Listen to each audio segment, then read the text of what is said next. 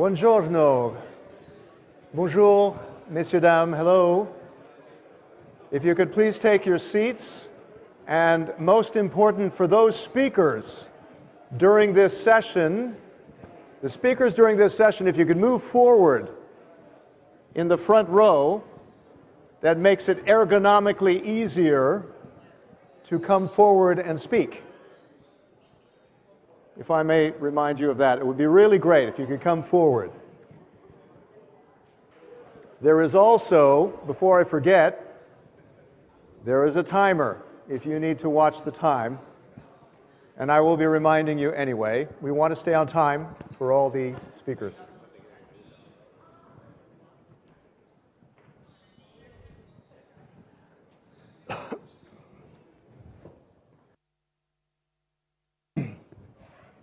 Welcome, everyone,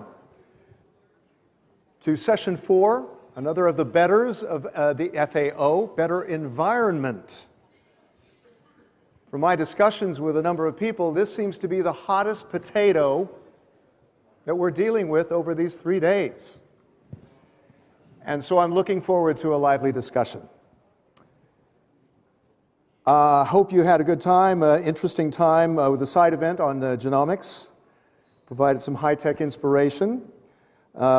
And with this session, we're looking at how we're adapting to and mitigating climate change in livestock.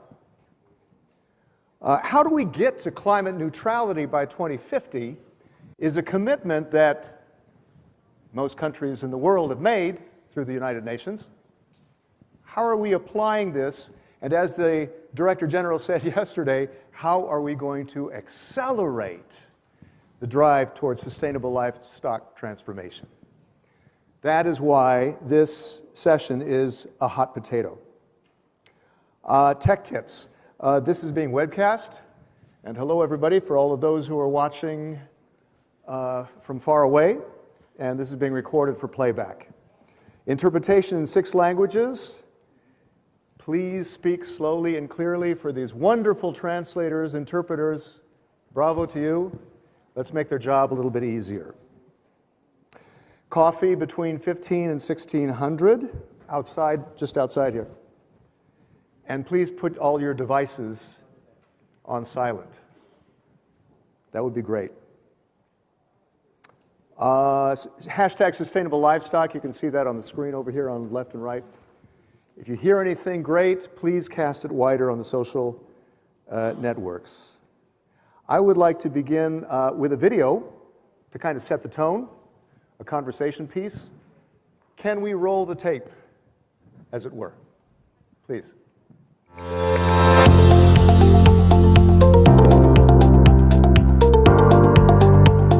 A better environment and sustainable livestock transformation go hand in hand.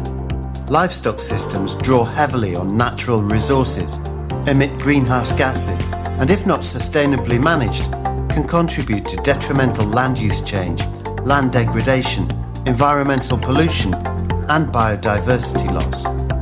Yet, through well-managed and responsible husbandry practices, we can actively nurture a healthier environment, reduce greenhouse gas emissions, conserve natural resources, and protect biodiversity. By promoting climate-smart practices such as improved animal husbandry, resource-efficient feeding systems, and agroecological approaches, we support livestock producers' resilience to climate change impacts. Livestock systems must play a role in conserving biodiversity and vital ecosystem services. From nutrient cycling to soil organic carbon sequestration, livestock systems have multiple responsibilities, including the maintenance of landscapes. Using strategies like rotational grazing improves soil health, prevents overgrazing, and protects grasslands, reducing erosion and improving water quality. Sharing knowledge data and best practices empowers countries, livestock producers, and industry stakeholders to make informed decisions that benefit the environment.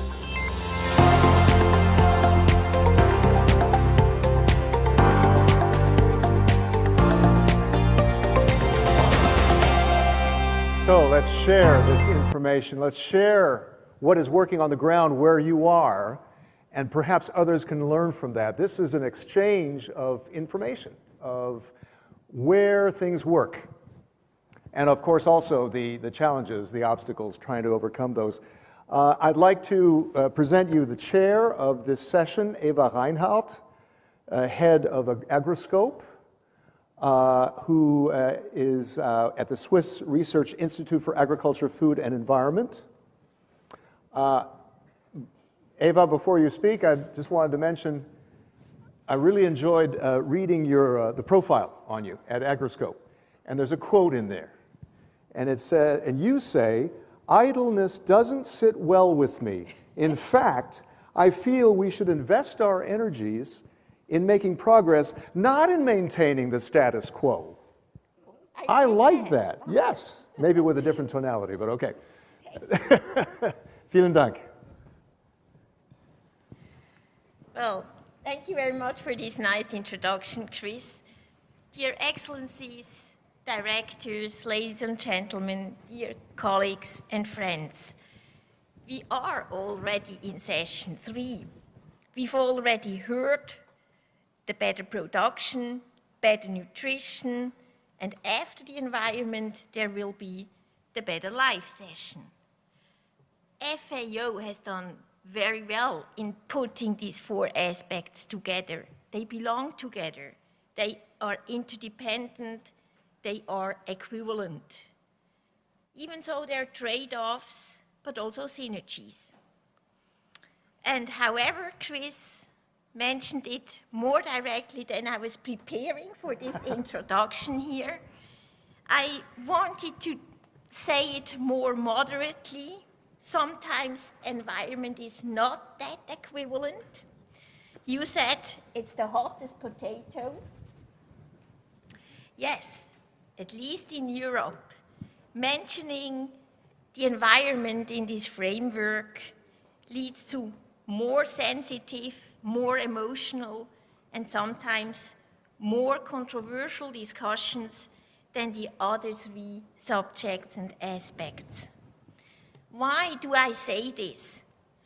Production and nutrition have obvious positive connotations. We've heard about them already. The population is growing. There will be more food needed. Higher yields lead to more sales, more income, and finally, to more stabilities in the families. This morning we've heard that animal-sourced food is healthy when consumed in adequate amounts, and it's vitally important in some parts of the world. But again, environment. In the framework of agricultural production and nutrition, such positive connotations are often missing. Often it's felt that environment is the spoil sport. But don't forget, Chris mentioned it, environment is the most important driver for this urgent need of transforming our food systems. We all know livestock can have negative impacts on water quality and water amounts. It plays a role in soil degradation, air pollution, including global warming gases. Nevertheless, and unfortunately, we are not yet there where we admit potential problems within the environment and put all our energy into the search for solutions together. Instead, and I've attended many meetings, scientific data is questioned. Methods for calculation and monitoring are criticized. There are measures popping up, proposals coming up that are one-sided, extreme, and based on generalized factoids. And even in Switzerland, a small and rich country, these subjects are very hotly, I have to say, discussed at the moment. Why? We vote a new parliament in October. Hopefully it's cooling down afterwards and we're going to be back using the scientific data we have. I consider such defending positions as dangerous. They lead to a loss of very urgent time. They lead into deadlocks and frustrations. 2 weeks ago, an organic farmer, a young organic farmer from the western part, it's a very hilly countryside within Switzerland, came up to me and he said to me, you know, I know that my suckler cow husbandry is not sustainable. I know that I could do better, but it doesn't pay. I'm doing what my father and my grandfather has done. It's not sustainable, but it is still the safest way to maintain our family income. The young farmer felt bad. He was aware of his responsibility towards his 2 small kids. And he really wishes to hand over his farm in 30 years to his kids, a successfully food-producing farm. I felt bad.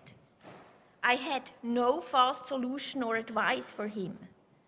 Even so, Agroscope, my own research institute, publishes papers and does a lot of research addressing chances of a successful transformation of our current food systems. This happened in Switzerland, in a small and rich country. I cannot imagine how harmful and difficult such a transformation must be in another part of the world. Imagine. I feel strongly responsible to come up with practical measures and possibilities for this young farmer in Western Switzerland and all farmers all over the world in similar situation. Keeping this incident in the back of my mind and in my heart, I feel privileged to be here with you today and to share this experience with you today and discuss possibilities. Thanks again to FAO for coming up with this meeting. Now I don't want to use more of our precious time, and I want to hand over to experts in science, in regulations, in implementation on different levels. We'll hear colleagues from universities, governments, NGOs, and industry. And I promise it's going to be extremely interesting. I've seen the talks and the slides. We will all learn more. We will learn more about the scientific basis, the methods used, the chances to interlink livestock and ecosystem services, and to get insights into successful case studies in different parts of the world. I wish you all an active and stimulating session. Thank you very much for your attention. Thank you very much, Eva. Vielen Dank. And so, Eva, as the chair of this session, we will have her feedback at the very end. We don't want to disappoint her. We want practical measures, as you said. And climate change, because of climate change, the status quo for many of us is impossible. Things are changing. We have to adapt. We have to mitigate. And we want to look at the state of knowledge of that. What is the situation there? Harry Clark, Chief Scientist, New Zealand Agricultural Greenhouse Gas Research Center. Harry, welcome. Tell us the state of affairs right now. Where do we stand now? Thank you. A tall task to say. And you have 10, sorry, just to remind the speakers, you have 10 minutes. Yep. And then we'll do some Q&A with the audience for 5. Okay. a tall task to describe the state of knowledge of adaptation and mitigation in 10 minutes. But Not easy, I know. So this is speed dating in a very different route. So one thing we've heard all week is the livestock sector has lots of emissions. Yes, it does. But a bigger question is, what does it contribute to warming? Because emissions and warming don't necessarily equate, because there are different gases, different effects in the atmosphere. And if you look at this, this is obviously subject to uncertainty. My colleague and I tried to look at what is the warming contribution from livestock. And what we can see, it's far greater than what you think from the emissions because of the emissions profile. If we take direct emissions of methane, nitrous oxide, you're close to just under 20% of the warming, and this was up to about 212, comes from livestock. So livestock is an issue. But the good side is, because of the emissions profile, unlike carbon dioxide, you don't have to reduce livestock emissions to zero, particularly methane. If you can stabilize and reduce methane by a small amount, you can reduce that contribution to warming, which is the really important thing. So it's kind of a bad news story and a good news story. Yeah. The bad news is, yes, we do contribute to warming, and it's a considerable contribution. The good news is that by focusing on emission reductions, and particularly in livestock, we can make a rapid contribution to slowing global warming. Again, it's a little bit of a bad news and a good news story. So what's happening to emissions? I can't tell you what's happening to warming without knowing what's happening to emissions. The bad news is that emissions from livestock are rising and have been rising at about 6 to 7% a decade for the last 3 decades. And we've been talking about reducing emissions. Emissions from livestock are rising.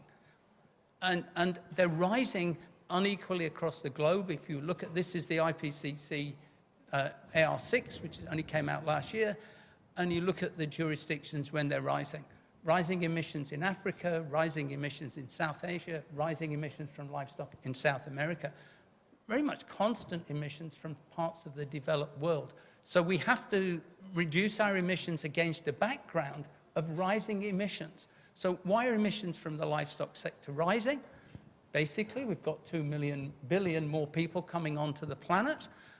We've got increased milk and meat consumption for very sound reasons around nutritional security, and we've heard a lot of the reasons why we need to ensure that people are consuming adequate diets, and livestock is a very strong contributor to adequate diets. So we're trying to reduce emissions against a strong background of trying to increase nutritional security. So if we actually look, meat consumption is increasing 24% since 1990. And we start looking at that picture, it's meat, milk, and the projections of that will continue to rise. If we look at things like fertilizer use, which drive feed production for the feeding of livestock, 41% increase in fertilizer use. Now, the pandemic has put some dents in some of these figures, but this is the general background. And that rising demand for animal products, if you look at what we've done, increased large ruminant populations, 18% since 1990, around 30% small ruminant populations. Then we actually look at productivity per animal, because emissions are not just about animal numbers, they're about the productivity per animal. Productivity per animal increases, that means feed intake increases, methane emissions go up, emissions from excreta and nitrous oxide go up. So we've got these very strong trends that we're trying to reduce emissions against this background of increased output from the sector. Right, so what's the state of knowledge with adaptation? Now, my assessment is we are very good at describing at a high level what the impacts of adaptation are, and I look back at 3 IPCC reports, and the language hasn't changed much. And this looks very stark, but on the left-hand side, at the top, yes, we have direct effects, heat effects from animals, we have things like water supply, reproductive performance, we have increased morbidity and mortality because of climate change, whether it's a gradual climate change or extreme events, The middle one is lumpy skin disease, so we know we're going to have different pests and diseases. There could be different types of pests and diseases. On the top right-hand side, yes, herbage quality may go down because of heat, and we may have complete changes in production, crop failures, etc. None of this is new. It's been documented for many years, and we're very good at describing it at a high level. But what are we actually doing about it? And again, when I look at the literature, yeah, we know one size fits all. We have this very high-level conversation. But really, are we introducing globally adaptation strategies that are appropriate at the local level? And I would say, I don't think that's changed very much. The state of knowledge around what we need to do, we can talk about how we can change systems, how we can manipulate animals within systems, how we can change feed and food supply, can we have species diversification, etc. And we're very good at describing it at a high level. But I think we're not good at implementing this at the farm level, getting farmers to implement it, help farmers to implement it. And I'm not seeing a really big change in the state of knowledge around what we should be doing about adaptation. I think we still talk at this very high level. And when I look at the literature, look back at major international reports, I don't see a big change in the knowledge. It still works at the very high level. We know what to do, but are we actually doing it? Are we falling down on the implementation? That leads on to mitigation. And one thing, I think adaptation is a little bit the poor neighbor. We probably haven't put the resources into developing adaptation strategies that we should have done. Now, this is going on to mitigation, and this is a very stylized graph. What I did, I tried to project forward from current emissions and say, if we keep the same trends of how we've increased emissions in the past, that's the red line. That's where we're going. And I built in a little bit of reduction. The green line is where we need to go. If you look at the IPCC 1.5 degree report, it gave some targets for agriculture where it said, you know, by 2030, 11 to 30% reduction in agricultural emissions, and going through to reductions of 24 to 47% by 2050. If I take 2030 as a waypoint, the gap between emissions, if they continue on current trends, and just to get to that bottom 11% of the IPCC target, it means in the next 7 years, we should be reducing absolute emissions by about 25%. Given that we haven't managed to reduce emissions in the last 30 years at all, I pose a question. Can we actually do that? Are we kidding ourselves that we can reduce absolute emissions from the livestock sector by 25% within a decade? And I think that's an important question that we need to be very realistic around. If we are arguing that livestock is massively important for livelihoods, food security, nutrition security, we have to be realistic around what we can do to emissions.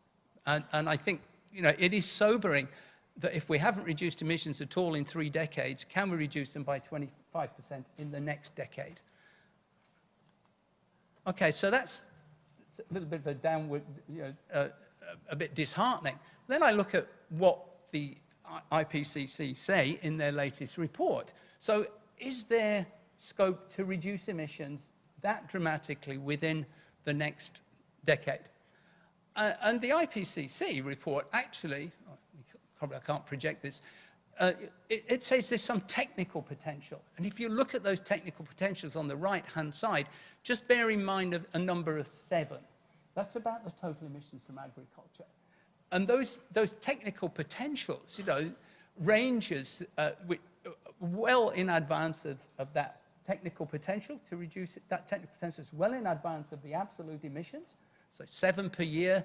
You know, the total potential from agriculture and the average is 11.2, well above the total emissions from agriculture. But then you can move down from technical potential to economic potential. Technical potential is an unrealistic potential. It's if everything in the world could adopt that technology and it worked to the maximum effect. But then this costs money. And then as soon as you start putting dollars against it, what is the economic potential? And you see they start to come down very rapidly. And if I look at particularly methane and nitrous oxide, the two main gases from livestock, the technical potential is the economic potential starts to get relatively low. And again, it starts to raise that issue of, are we being realistic in saying how we can reduce emissions from the livestock sector? And so when you start looking at reports like these, you start to get a little bit pessimistic. Because we know that even economic potential is somewhat difficult to achieve. And really, I think this poses some questions about, are our mitigation estimates realistic? I've got about 2 minutes and I've got one more slide, so I'm brilliant. And I think, you know, when we look at a very good paper that summarized all the mitigations going on from Arndt et al., full adoption of the most effective mitigation strategies can help the 1.5 degree target by 2030, but not by 2050. But that's full adoption, 100% adoption. 100% adoption is not realistic. I'm sorry, you will not get 100% adoption of anything. Talk about a COVID pandemic and a vaccine. And even the IPCC say the economic potentials are not realistic. So what can we do? 3 things about generalized mitigation options. We've got efficiency. This can work. This is known. What we need to be doing is putting far more resource and effort into known technologies, which is about the efficiency of production through breeding, feeding, animal health, reproduction. But are we devoting the right resources? This is what we know. We know we can do it. We're not doing it fast enough. What we should be doing is saying, we know there's an increase per year, but what can we get that reduction in decrease in emissions per unit product? There's an enormous amount of money going into new technologies, but they apply to a very small proportion. We need to putting more resources into the known technologies. We need to focus here. It's what are the barriers to uptake? We need to take a more farmer-centric approach. This 600 million people take livestock. We need to work from the 600 million people are going to have to take practice into account. That's where we need to work, and that's where I don't think we are working, and that's where we need to focus. Sorry, I was a couple of minutes late.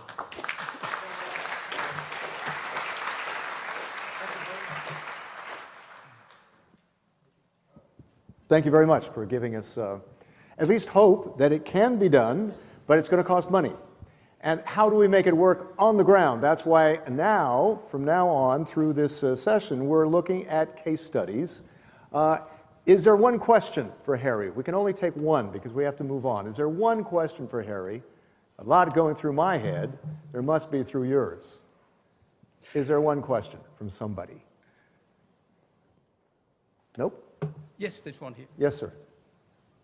You give your name and title, please. Yes, Michael Lee from the UK, representing Animal Task Force and Global Farm Platform. Harry, you were given an impossible task and you did phenomenally well, as always. Recently in the Animal Task Force, we've produced a policy brief on agricultural methane. And part of that narrative is about defining methane as biogenic or fossil.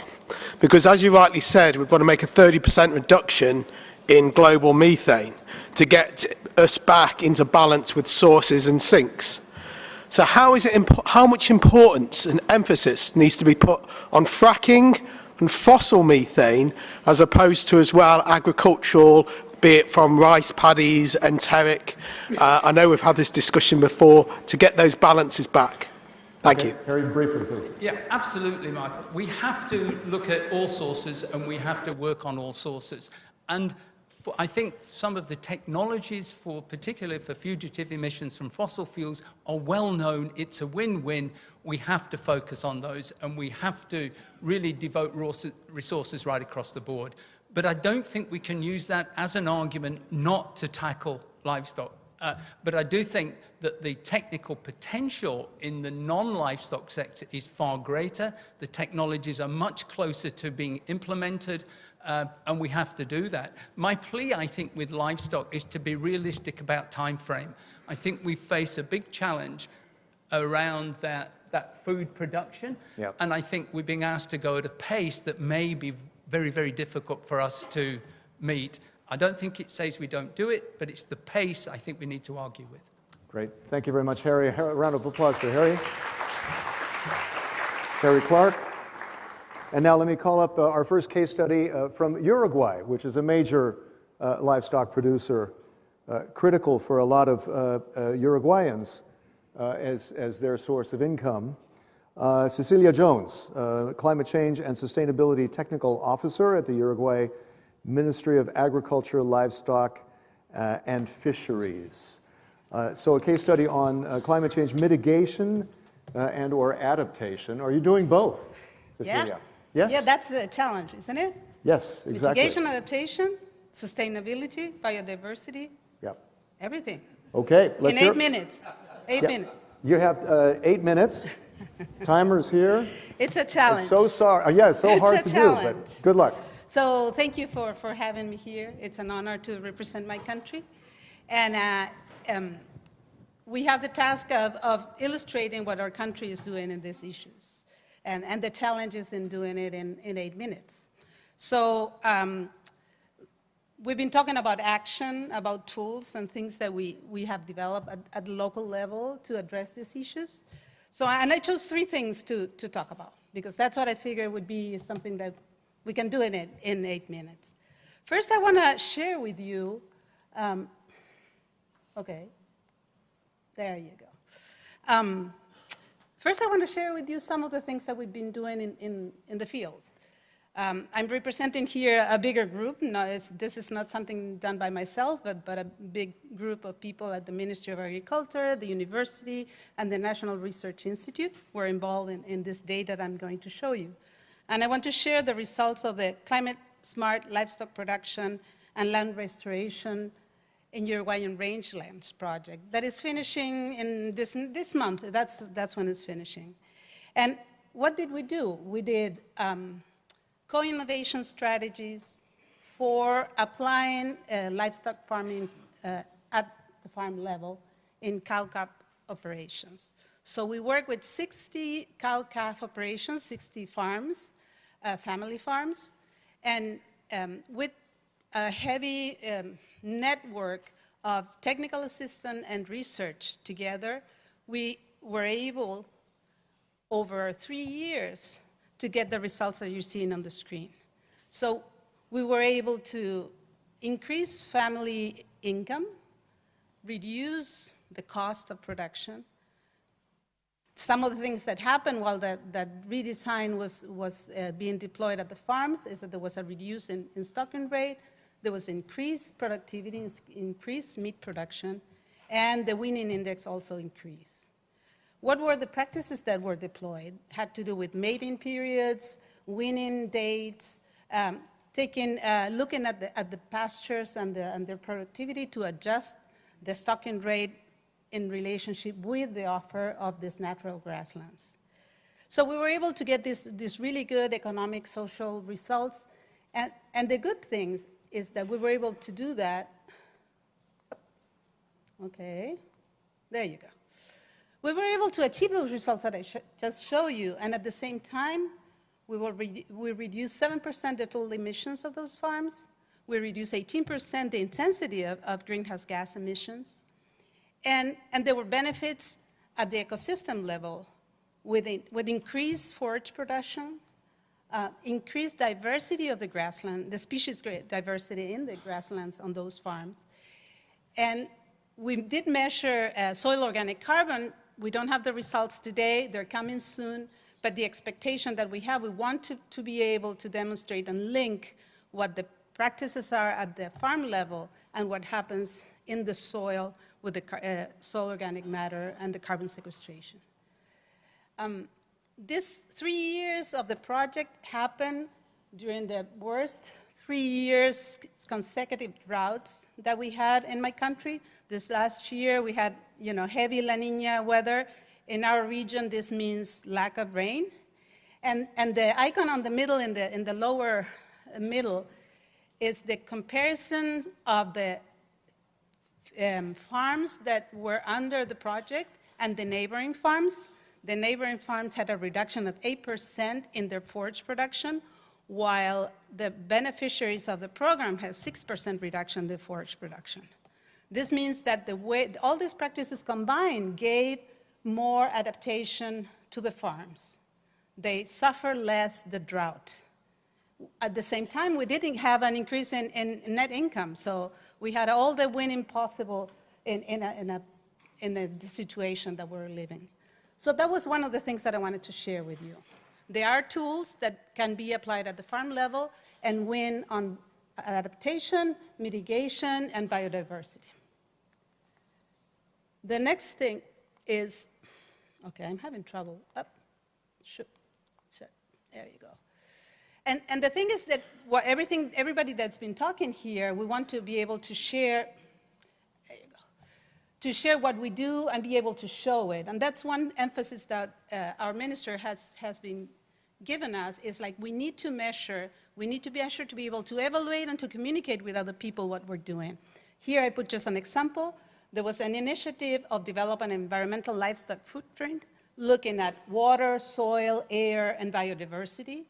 And there were 15 indicators that were developed at administrative unit. It's not at national level, it's not at farm level, it's somewhere in between. I'm giving here an example of the Ecosystem Service Provision Index. That it's an index that was developed at our National Research Institute. There were a number of institutions involved in this project. But what I can show you there is on the left, the greener areas are areas where livestock is the main production in that region. And the orange would be places where there's more crop production.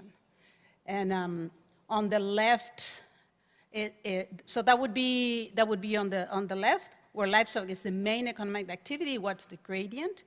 And where livestock is not the main economic activity, that's on the map on the right. The red is the agriculture, the blue is forestry.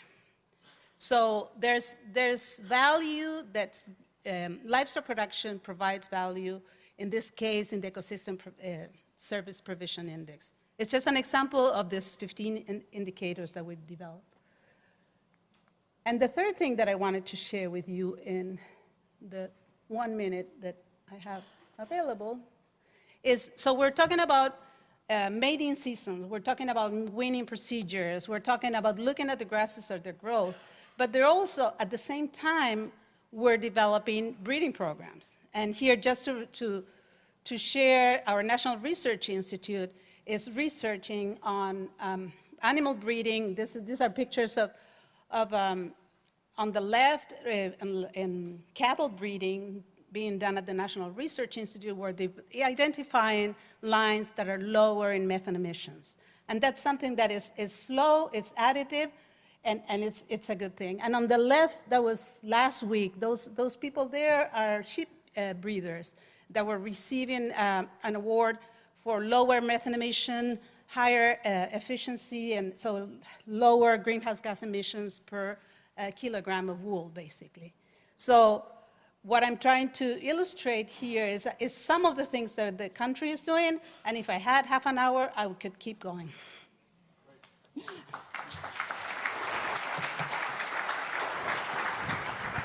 Thank you so much, Cecilia. Is there one question for Cecilia? Yes, Munir, yes. Who will be speaking later. Yes, Munir, yes.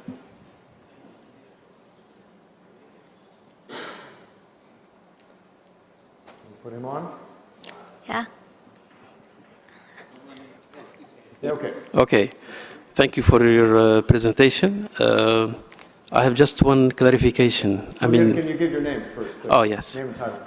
Munir Luhaishi. I work for ICARDA, International Center for Agricultural Research in the Dry Area, as a team leader. So my question is about what did you do exactly in the ground? You mentioned that you reduced the stocking rate, So what happened to the animal? Did you move them somewhere else, or did you have like a kind of rotation? So it wasn't clear what exactly happened, which led to all these amazing numbers. Thank you. Good, that was the idea, that you would ask me the thing that I didn't have time to say in my presentation. So what was the way we work? So first, the farmers, they applied for the program and were selected to be cow-calf operations in the 4 different regions in the country. And there was a team of extension agronomists, livestock experts that worked with them to identify what were the knots, the barriers, the gaps within the farm that needed to be adjusted. Why was the production low in each of the cases? So each farm had a different combination of practices that needed to be applied to move up a step in production and having all the benefits that I show.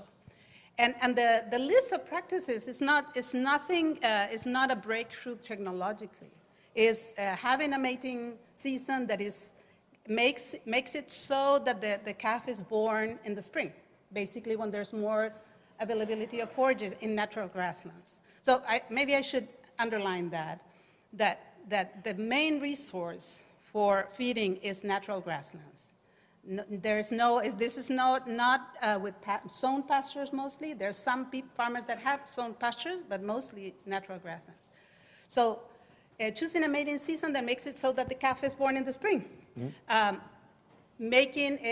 Doing the weaning of the calves at the time that is good for the cow and for the calf. Looking at how the grass is growing and assigning the forage to the animals that need it the most. So separating the cows in lots according to their body score, so that cows that need more nutrition, they get more nutrition. Doing temporary weaning in the mating season, and I must be forgetting some, but it's all practices that are used in livestock, but they need to be tweaked in such a way that you get the most of the natural resources, and at the same time you favor the growth of the natural I'm grasses. sure you could go further on that. I know, Cecilia. We have a quick question from Sri Lanka, please. Name and title. My question is, what are... Name and title, please. I'm Sagarika, representing Minister of Agriculture, Sri Lanka. My question is, what are the methods that you use to measure emission intensities? How did we measure Yes. emission intensity? Yes, what are the methods? So as I mentioned that this was something that was done by the Ministry of Agriculture, University, the School of Agronomy, and the National Research Institute. So we worked together on all the indicators that I just showed you. And one of the things that was done in the project is that measure everything as much as possible. We didn't measure emissions directly, but when we did weigh the animals through the project many times, the nutrition of the nutritional value of the grassland was measured also through the manure. So we were able to estimate the diet, measure the diet and measure the weight gain, and so things that were done in the field and a little bit of lab work. Great. These are practical things. Fantastic. Thank you, Cecilia. Thank you very much. Let us turn to Ireland. Ireland on climate change mitigation in Irish agriculture, the Signpost Advisory Program. I'd like to hear more of that from Frank O'Mara, Director of Teagasc, the Agriculture and Food Development Authority Ireland, President of the Animal Task Force. Please. Thank you very much, and good afternoon, Your Excellencies, ladies and gentlemen. So delighted to be here at this very important conference. We're here talking about a sustainable transformation of our livestock systems. And we heard yesterday and today that we need to accelerate that transformation. So if you put down your phones and turn off your laptops and give me the next 8 minutes of your life, I will tell you how the Signpost Advisory Programme in Ireland is doing that. We have a very tough target set in legislation to reduce national emissions by 51% and emissions from the agri-food sector by 25% by 2030. To achieve those targets, farmers need support at 3 levels. Policy has a very important role to play, and for Ireland, that's both EU and national policy. Incentives can be very important, and that's where the private sector, the market, can play its role. But there's also a very important role for research, for advice and for education, and that's where my organisation, Teagasc, operates, and that's what I'm going to talk about. Now, I'm conscious we're concentrating in this session on climate change, which is a very important part of the better environment, but we have to think in a holistic food system approach, and indeed our National Food Strategy, Food Vision 2030, does take this food system approach, which is fully compatible with the 4 betters of the FAO. So our researchers have been working on the area of reducing greenhouse gas emissions for many years, and a couple of months ago we published a marginal abatement cost curve, very technical term, but basically what it is a collection of 16 technologies or system improvements that can reduce emissions on our farms. Now we have to translate that into a language that farmers will understand, and that's one example of where we set out for farmers the 12 steps they can take on their farm to reduce emissions. And none of those technologies or system improvements that we talk about are threatening to farmers. None of them will reduce their incomes. None of them will reduce their production. So in order to accelerate the adoption of those technologies on our farms and to support farmers in that transformation, we launched what we call the Signpost programme just over 2 years ago. And we use the word signpost because we want to show farmers or point them into the direction of a more sustainable future. So Teagasc is leading this programme in Ireland, but there are 62 other partner organisations right across the agriculture industry. And in that, we're adopting the multi-actor co-invention approach, which we know is important for effective knowledge transfer. So what have we done so far? Well, it's a very farmer-centric programme, and the first step, which we have completed, is the establishment of a network of 120 demonstration farms. These are farmers located right around the country. They're all good farmers who are respected in their communities. And at the start of the programme, the farmer and his or her advisor will sit down and evaluate the current status of the farm and work out a plan how we can implement the technologies in those 12 steps on that particular farm. And then the advisor will work with the farmer to support him in implementing those, and we'll measure and monitor what's happening on the farm. But the really important thing is then that we use those farms for hosting events at which other farmers will come to, and we tell the stories of those farms both on social media, on print media, broadcast media. And really what we're doing here is taking advantage of peer-to-peer learning, because we know that farmers learn far better from other farmers than they do from experts like me. So we've established that part of the programme, the Demonstration Farm Network, and that has been very successful and we're very pleased with that. But we want to go on now and add the second leg to the programme, which is what we call the Signpost Advisory Programme. And this is where we will offer one-to-one support to a farmer that maybe attends one of those farm walks and says, yeah, I'd like to do that, but needs a bit of support and encouragement to actually go home onto his own farm or her own farm and make those changes. So that's what we want to give those farmers now in the next stage of the programme. So this programme, new programme, it's available to all farmers free of charge. A farmer just has to register and commit to the programme. And we commit then to giving that farmer enhanced advisory and training support. The core of the programme is what we say, know my number, make my plan. So we've developed a digital tool called AgNav, and using that we benchmark or we establish the current emissions on the farm. So that's the know my number bit.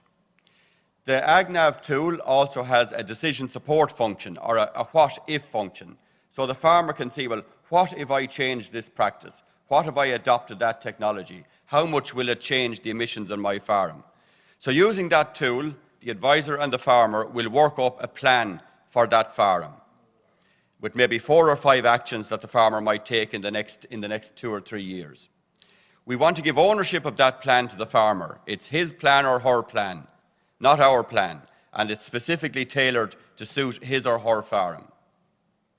And our ambition is that we've just started this phase of the programme. Our ambition is to reach 50,000 farmers by the end of the decade. And by doing that, we will cover about 80% or more of the emissions from Irish agriculture.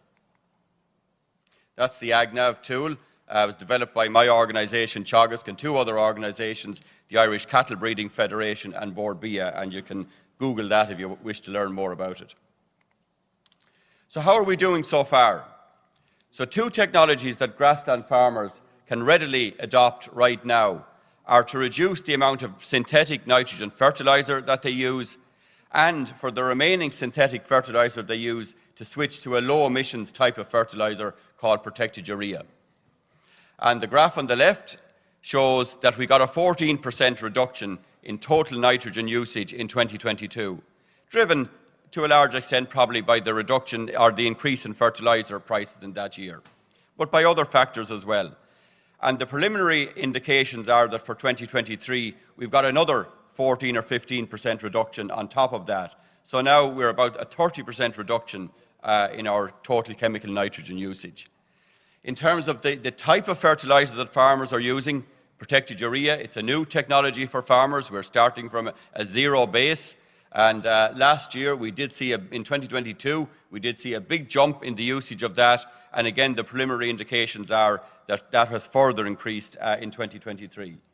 So the data shows that farmers are responding to the need to mitigate their emissions, and they are on this journey of transformation. So what are the next steps for us? Well, the next steps are to continue to recruit farmers into this new advisory programme, and they are already engaging with our target to get to 50,000 by the end of the decade. We will then obviously put a lot of effort into supporting them to implement their plans, and that will be a relentless support as the whole of industry engages around meeting this 2030 target. And I was struck by Harry's comment that a 25% target isn't realistic. That's exactly what we've got. That's what we're going for. So that's 2030, and you know, I'm an optimist. I think we're going to get there. There's a huge, support and all of industry response to this. And after 2030, we will push towards climate neutrality. But look, I think before we start on that part of the journey, we really have to figure out how are we going to deal with methane in agricultural systems. What is the appropriate target for a reduction in methane from agriculture? And I was delighted to see the FAO launching their report on methane yesterday. I think that's going to be a very important report as we debate that issue over the coming years. And I'd also like, though, to draw your attention to a policy brief on agricultural methane, which the other organisation that I head up, the Animal Task Force, has just produced and is available on our website. And we will have a webinar to present that policy brief on the 6th of November, and you're all more than welcome to join that. So that's the end of my story. I hope I've used your 8 minutes well. And Gorab Mila Mahagwiv. And for the translators, I'm sorry for that, but that little phrase means thank you in Irish. So Gorab Mila Mahagwiv. Frank O'Meara, thank you very much. Thank you. As we're running late, I'm sorry, I'll have to, any questions for Frank, any comments? Maybe we can save that for the panel discussion. Let me call up the next case study, which is from Thailand, feeding innovations for ruminants to enhance productivity. Meta Wanapat, Professor of Ruminant Nutrition, Department of Animal Science, Faculty of Agriculture at Khon Kaen University in Thailand. Meta, please. Thank you very much, Chris. First of all, I wish to express my sincere gratitude to the host, the FAO, the Director General, Shu Dong-Chiu, and the Director of the Animal Health and Production Section, Tien Sin, Thirawat Tien Sin, for the kind invitation. It has been so great for me to enjoy all the presentations since yesterday. But Chris, as I said the other time, that I will have problem because it's very challenging for me to give a lecture within 8 minutes. And I'm worried, my students are worried, but anyway, I will try my best. Anyway, so with this work that I wish to share with all of you guys here around the world, that one of the feeding interventions that has been launched in the Asian region, especially in the Mekong region, that has been supported by the People's Republic of China under the program of Lan Chang Mekong Cooperation Special Fund Project, that we have been working with the country members around there, starting from Cambodia, Laos, Vietnam, China, and Thailand, and hopefully we'll be able to invite Myanmar to join in. These feeding innovations for ruminants to enhance productivity and to mitigate the fermentation methane emission is not so easy. Talking to the farmers on the ground, as the previous speaker stated, that is very important. They do pay attention to the yield and quality of their products. When they talk about methane emission, what's that? So we have to link very well with their products in order to be achievable in mitigating the methane emission. May I reiterate the importance of the livestock that has been showing from the basic needs of the community around the world to their livelihood, up to sharing more advanced contributors, in the food chain that needs to be improved even more and more, because the production system here involves many factors, especially the feed resources and the feeding methods need to be evaluated and also be improved for the productivity in order to be even more while mitigating the methane emission. Around the Asian region, that rice is one of the major crops that has been cultivated, especially in China, Vietnam, India, Laos, Thailand, down to Indonesia. And it's a major crop that leaves the agricultural biomass. Each year, more than 500 million tons is left over.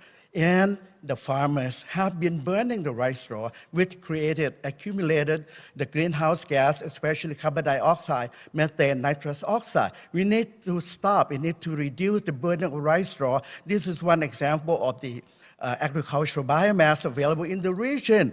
For example, there are more like sugarcane tops, so on and so forth. So they need to be stated more for the reduction of burning the rice straw, which created the methane, to the environment.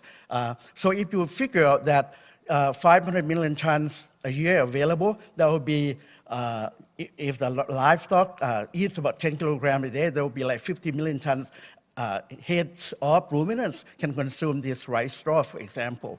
So let's move forward there, that when rice straw is used, it's conventionally used because it's the feed that farmers stores and eat, but it contains low nutritive values, especially the crude protein, high fiber, and lower digestibility, which influence on the lower dry matter intake. When it takes in the rumen there, the rumen microbes will degrade by excreting the enzyme to degrade these fibrous fractions to produce fermentation end products while producing the methane that will be ejected out into the atmosphere. So in order to do that, if the farmers can reduce rice straw and turn the rice straw burning there into the feed, and improve the quality of rice straw to produce more fermentation end products, and to be better for the production of meat and milk and functional food that we've been reiterating the products for the consumption that will be increased.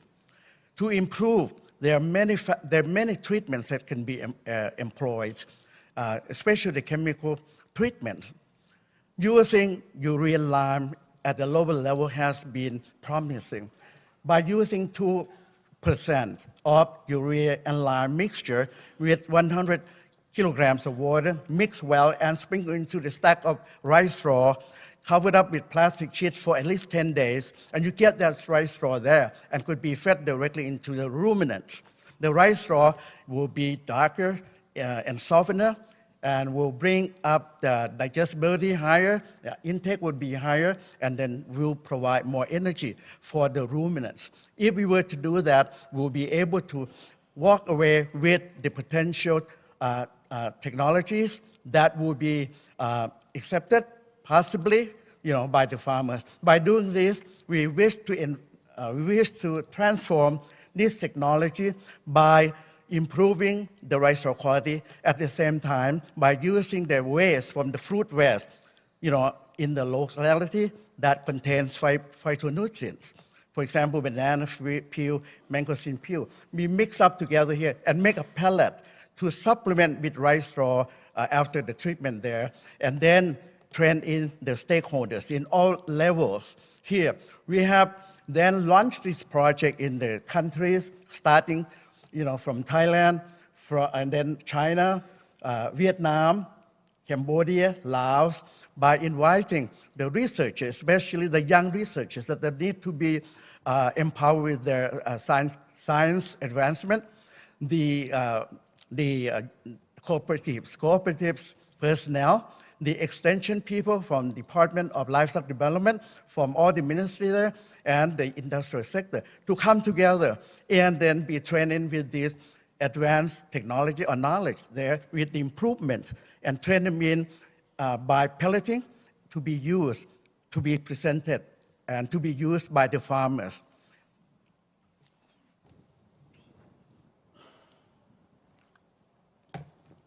Then after that, then they were trained in how to treat the rice straw and the pellet. The pellet is called marabat, okay, based on this fruit peel.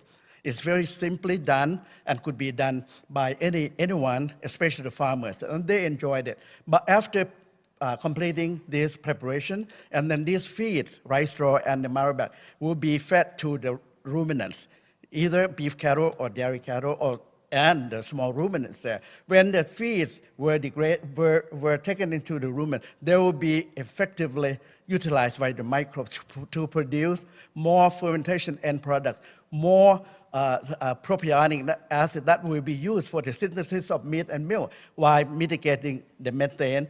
And then after that, will be discussed among the groups, and then we will talk about how to expand all of these technologies there at the farm level, and with the all concerned and all the intention of the stakeholders. And it has been going for in the past years, and we hope to expand that further for the member countries here.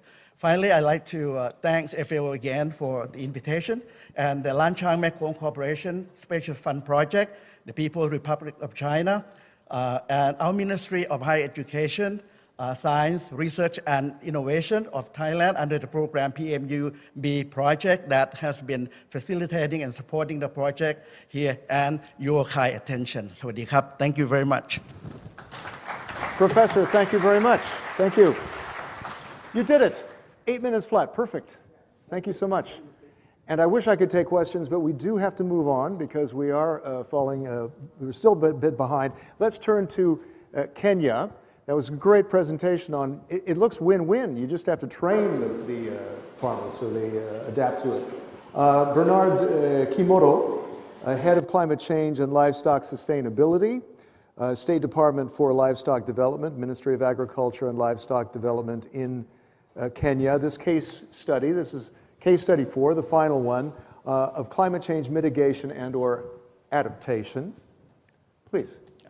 Thank you very much. Your Excellencies, distinguished guests, all protocols observed. First of all, I want to say we are very grateful for the opportunity to be here and share our case study. You can speak perhaps a little louder. Okay. Yeah. Okay. Am I audible enough? Yes. Yeah. Just before I begin, I just wanted to say something that we have witnessed in the last 6 seasons. In Kenya, we have had 6 failed rain seasons. We lost about 3 million heads of cattle.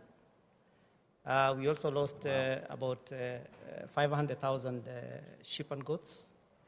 And to some extent, in some of the areas, what we also saw is that some of the farmers were actually feeding their livestock on things as simple as newspapers, which was really very sad.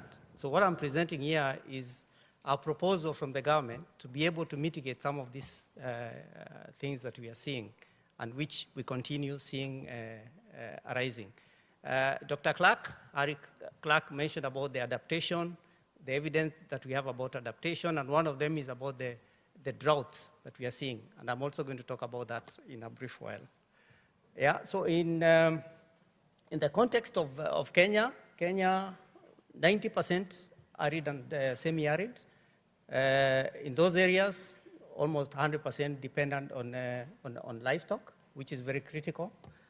So we are looking at a situation where most of the livestock assets in the ASAL areas are basically livestock dependent. And therefore, for those areas, you look at the economy, you look at the socio, you look at the environment, they all depend on livestock. And that's why we are saying they are affected, and we need to have a tool that can be able to support them in case of emergencies such as the droughts that we are witnessing. So this is what I was talking about. As we talk about the ASALs, the arid and semi-arid, and especially in the greater Horn of Africa, where Kenya is part of it, I'm happy to see that the delegation from Somalia is here as well.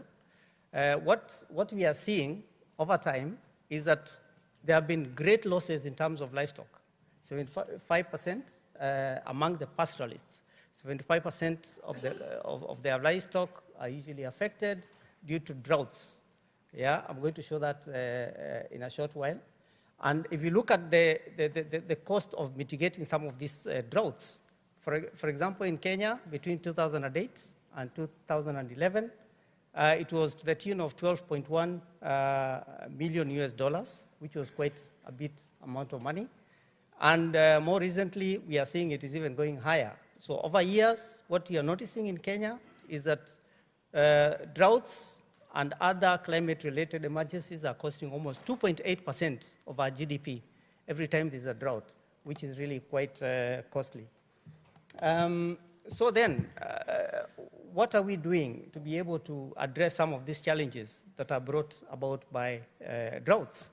So what we have developed is a tool called the Index-Based Livestock Insurance, which is a product mainly designed for the ASAL areas, and specifically for the arid lands, because it depends on how you monitor the vegetation, all right? This is a technology that actually uses Earth observation and satellites, so it is using frontier technologies to be able to address this challenge. And of course, it takes into account, obviously, the areas around, like I said, the ASALs, and the compensation. This is not a normal insurance product, because under normal insurance situations, the assessment is done at the end of the risk, but here we are looking at how can we be able to address the risk before it actually occurs. So one of the things that is very good about the index-based insurance product that we can be able to monitor the vegetation is that then we can be able to take early action before the drought hits, which is very critical. What I'm trying to show here is on the right, what it is showing you is, sorry, I'm short-sighted, so I'm not able to see everything clearly.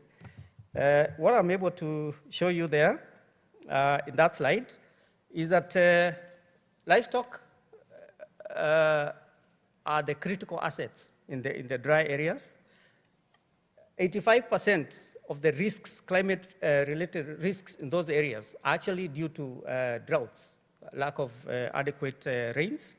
And therefore, for us, then we have to come up with a product which is able to reduce the risk over time. And for that product that has to come on board, we are looking at how do you prevent, these people are already poor, how do you prevent their slide towards more vulnerability due to the climate-related risks. So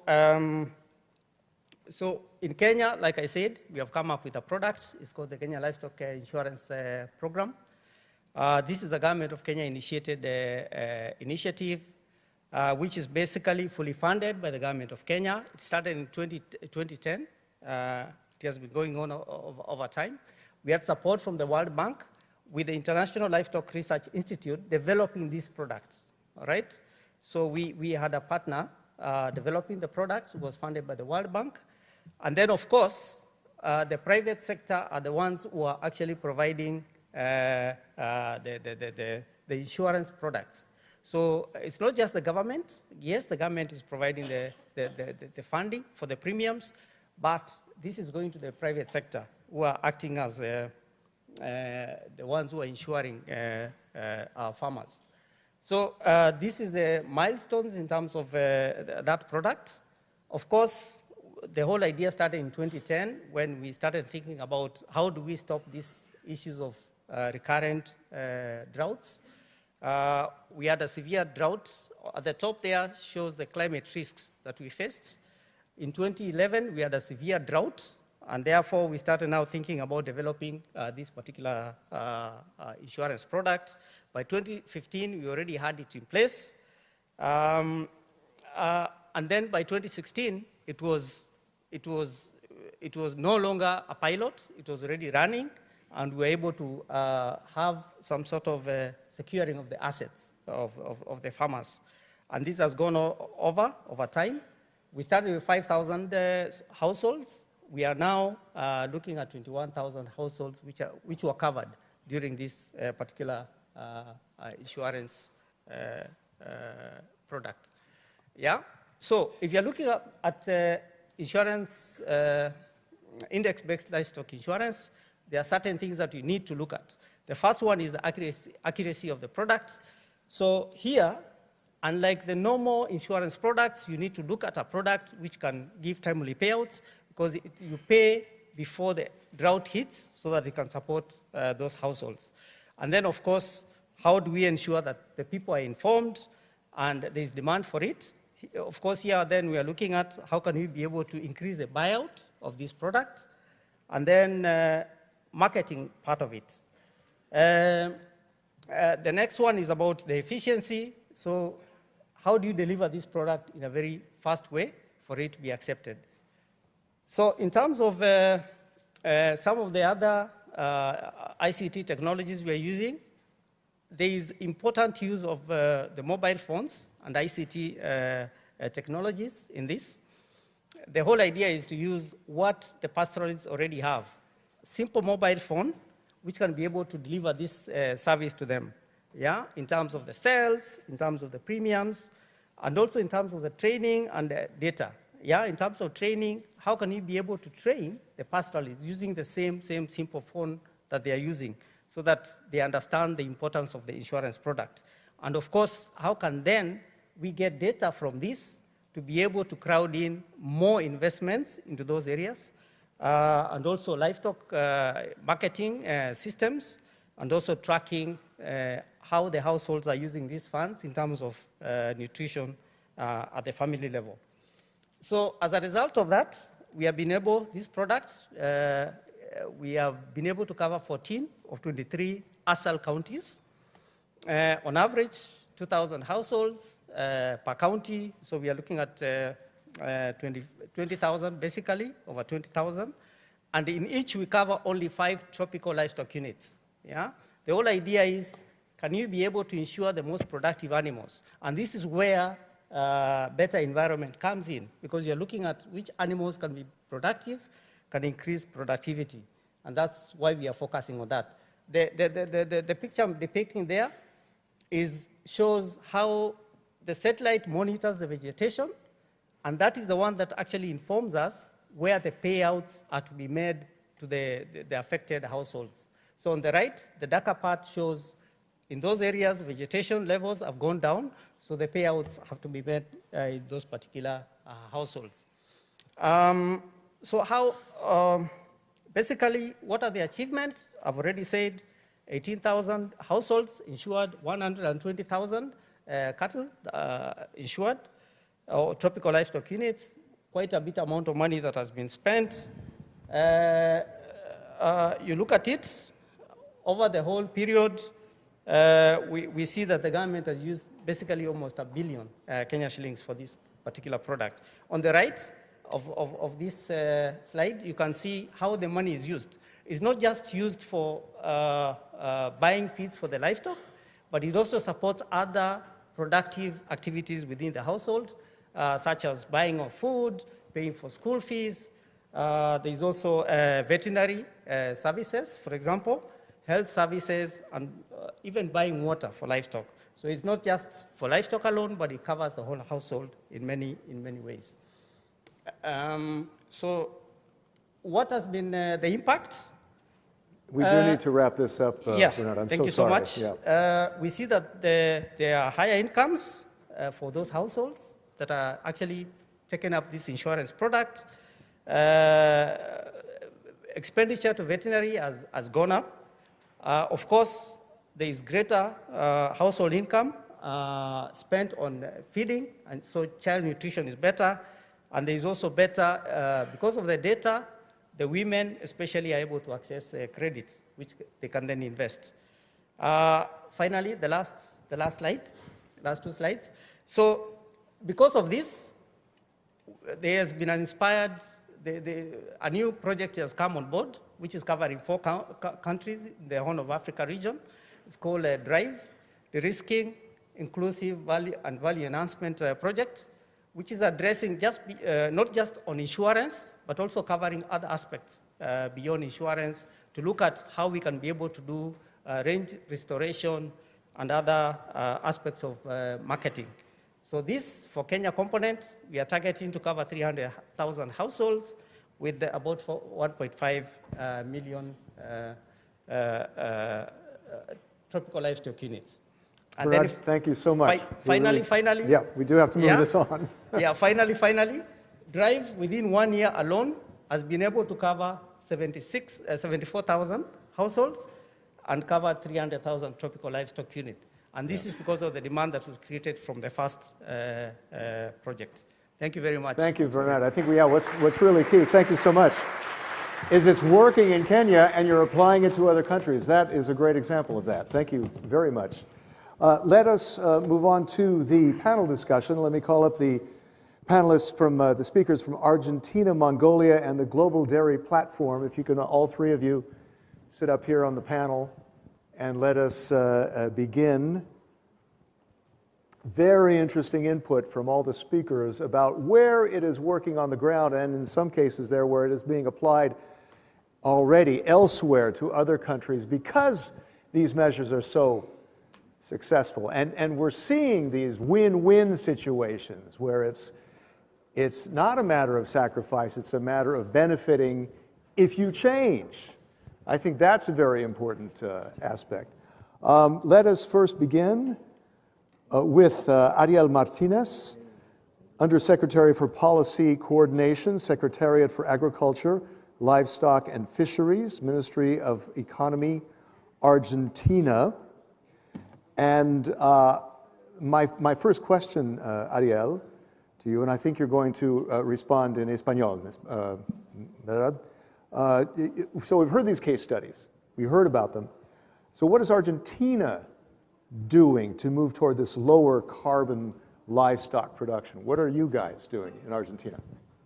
Bueno, muchísimas gracias. Gracias por la oportunidad.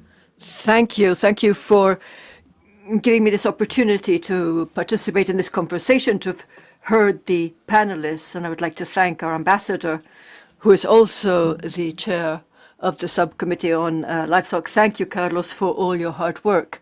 So what is Argentina, and what context is Argentina working in? We are deeply committed to the sustainability of livestock. We have a very interesting link between the production and consumption. We contribute 3% of the food produced and 3% of the AFL sector of the total emissions. So there's a high level of efficiency, but at the same time, and I listen with great interest to the presentation from Uruguay,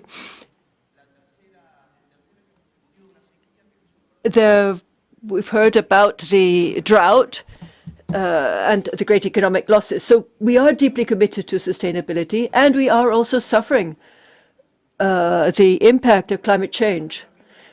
We need to strike a balance between the social, political, and environmental considerations.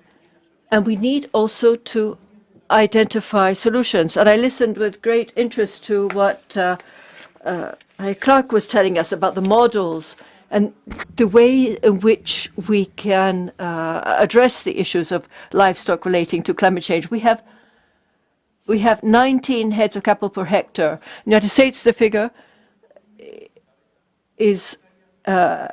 has fewer heads, and Australia even fewer than that. But there are countries in Europe that have 100 head per hectare.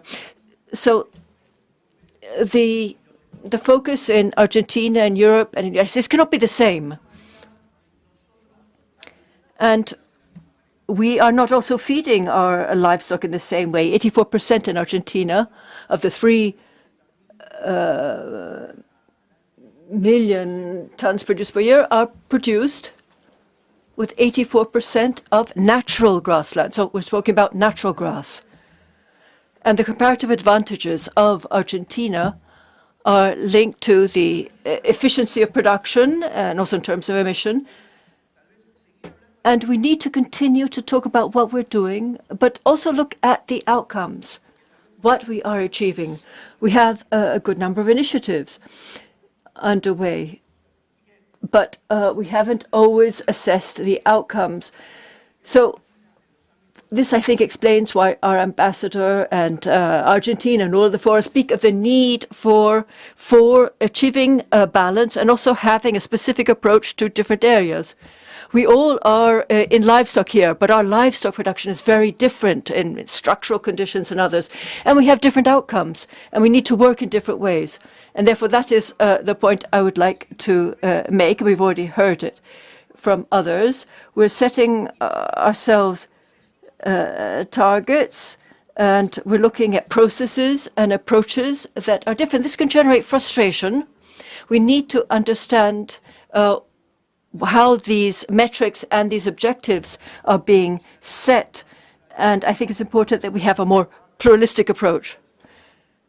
So you can talk about a success story in Argentina. Yes. And I'm also speaking about why we have achieved the results we have, for instance, in the region of Misiones in Argentina. It's an area where we have not only achieved a reduction in emissions, approaching neutrality, it's also an area in which we have a positive carbon balance. And we have a very important institution in Argentina that has shown that 1.6 rather, tons of emissions from animals are being offset positively through 30 tons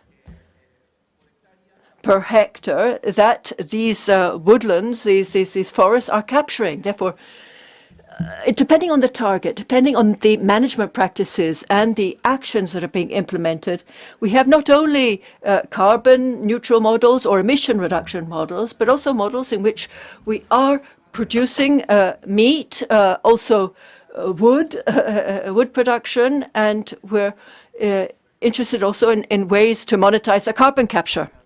Here, could you share your insight on how we can make policy that can satisfy both the expectations of the public, but also of the livestock producers? It's not easy, is it? No es fácil. No es fácil, pero es posible. Certainly not easy, but it is possible. And I think that the vision that has prevailed in recent times has tried to have one approach that would impose all the others, sort of a hegemonic approach, whereas I think instead it is important to have a dialogue, and which needs to be science-based, which needs to aim at policy, but it's important that we take into account the time frame, the climate challenges, but also the importance of economic development, of rural area management. All of these aspects are very interesting. And if we try to achieve a good balance based also on dialogue, on a consensus approach, I think we can move forward much more rapidly. Otherwise, we run the risk of not coming up with any solutions to take back home with us. To the next speaker, Altantuya Sedenish. We call you Aggie, I guess. That is your usual name for those of us who know you. well, the Asian Farmers Association for Sustainable Rural Development, AFA, and president of the National Association of the Mongolian Agricultural Cooperatives. My first question is, given that, hold on a sec, given the geography of Mongolia, Mongolian herders occasionally face severe winter weather, known as dzud, is that right? Which in the past have wiped out large numbers of livestock. Do you see dzud more as a private or a public issue, and what should be the role of the public and private sector to address the consequences? I guess you try to get both to work on it, right? Yes, thank you very much. And I'm here, one of the representatives of the farmer organizations, and thank you very much for inviting the farmers to this very important conference, and inviting the Mongolian herder representative as a panelist is also an honor for me. And Dzud, I'm sure that many of you is hearing this word for the first time of your life. So it's very unique for Mongolia. It's a very cold, harsh winter with a lot of snowfalls, followed with a harsh spring with the iced snows where the animals cannot find the food to feed themselves. So it's a very, very difficult weather phenomenon for Mongolia, and it's very unique. So what we are doing is, of course, it's a public and private issue. Public is because, you know, Mongolia has this pastoralist, nomadic way of the lifestyle. 20% of the households of Mongolia, they are following this lifestyle still, and they're living on the pastoralism. That's why it's a public issue, that because losing the animals, it's a losing their livelihoods. And from the, you know, rural, they will move to the industrial cities and towns to live in the slums and becoming from rural poor to the city poor. So that's why it's a very public issue, and government of Mongolia is addressing this issue in many times when the Dzud strikes the country or the certain territories. And also it's a private issue. From the herder side, from the pastoralist side, they also need to be prepared for these harsh winters, because we know that it will happen and it will strike. And due to the climate change, the frequency of the dzud is increasing. Before, we will see the statistics, you know, twice or 3 times in a decade, or sometimes once it hit the country. But now it's hitting almost every year in some parts of the country, where it makes the lives of the pastoralists very vulnerable. So dzud comes after the very dry summer. So everybody was talking a lot about these drought issues. So it's, Mongolia is one of the countries where the climate change is, influences of the climate change is very high. The temperatures are sharp high and then dropping down, so it's very hard to live now.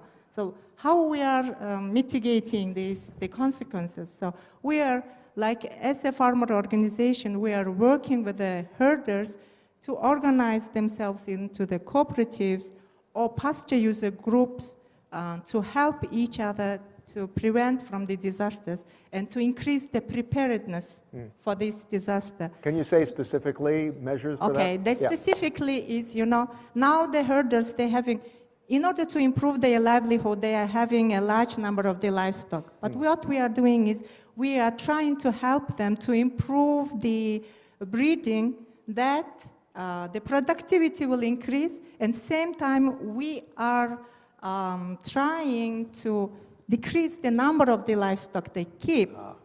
So the income will stay same, but the impact will be different, because so fewer head of livestock, but more productive. More productive. So that's what we are encouraging for the herders to keep this way.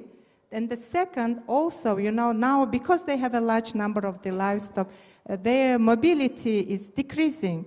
they used to move frequently, but now, decreasing the number of, we also want them to increase the movement, because by moving, they preserving the pasture lands, because if you are staying there for longer term, then overgrazing is an issue. That's why we are encouraging them to move frequently, that the pasture can rest, and the productivity of the pasture also will increase. The pressure on the pasture will decrease. So that's what we are trying to increase the knowledge of the herders, that they also can be solution providers for this zooth phenomena. Okay, talk to me. I'm a herder, all right? Okay. And how do you persuade me? I've through my tradition and my generations, I've done the same thing over and over again. Why should I change? What's the payoff for me?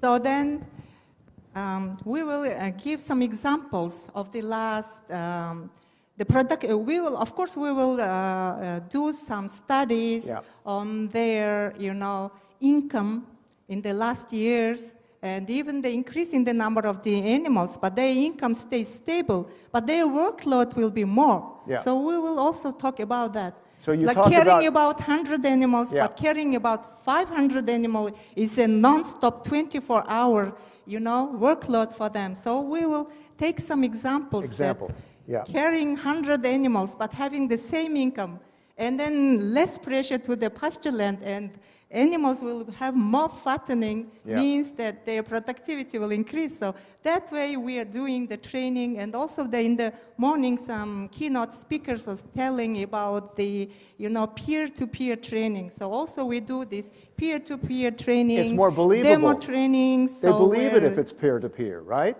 Yeah, because they will speak same language. Yeah.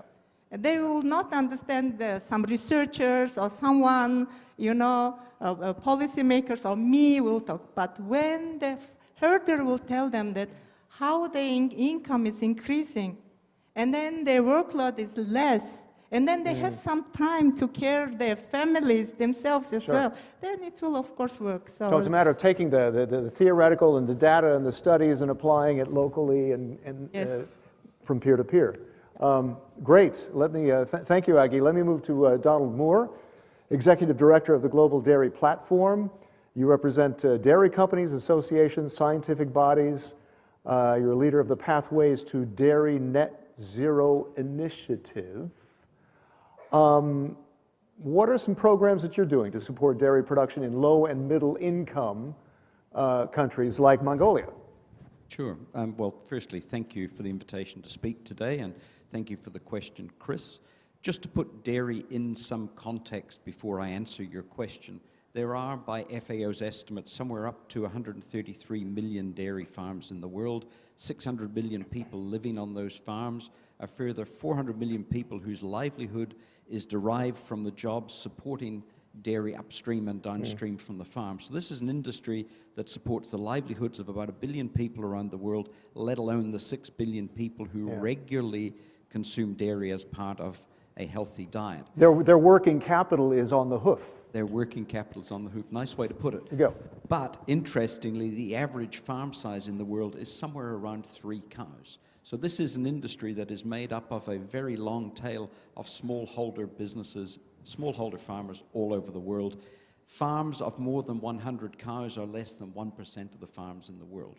So that's just a little context for the dairy sector itself. So what are you doing about that? Yeah. What am I doing about it? In Global Dairy Platform, about 10 years ago now, in conjunction with the International Dairy Federation, we launched a program called the Dairy Sustainability Framework.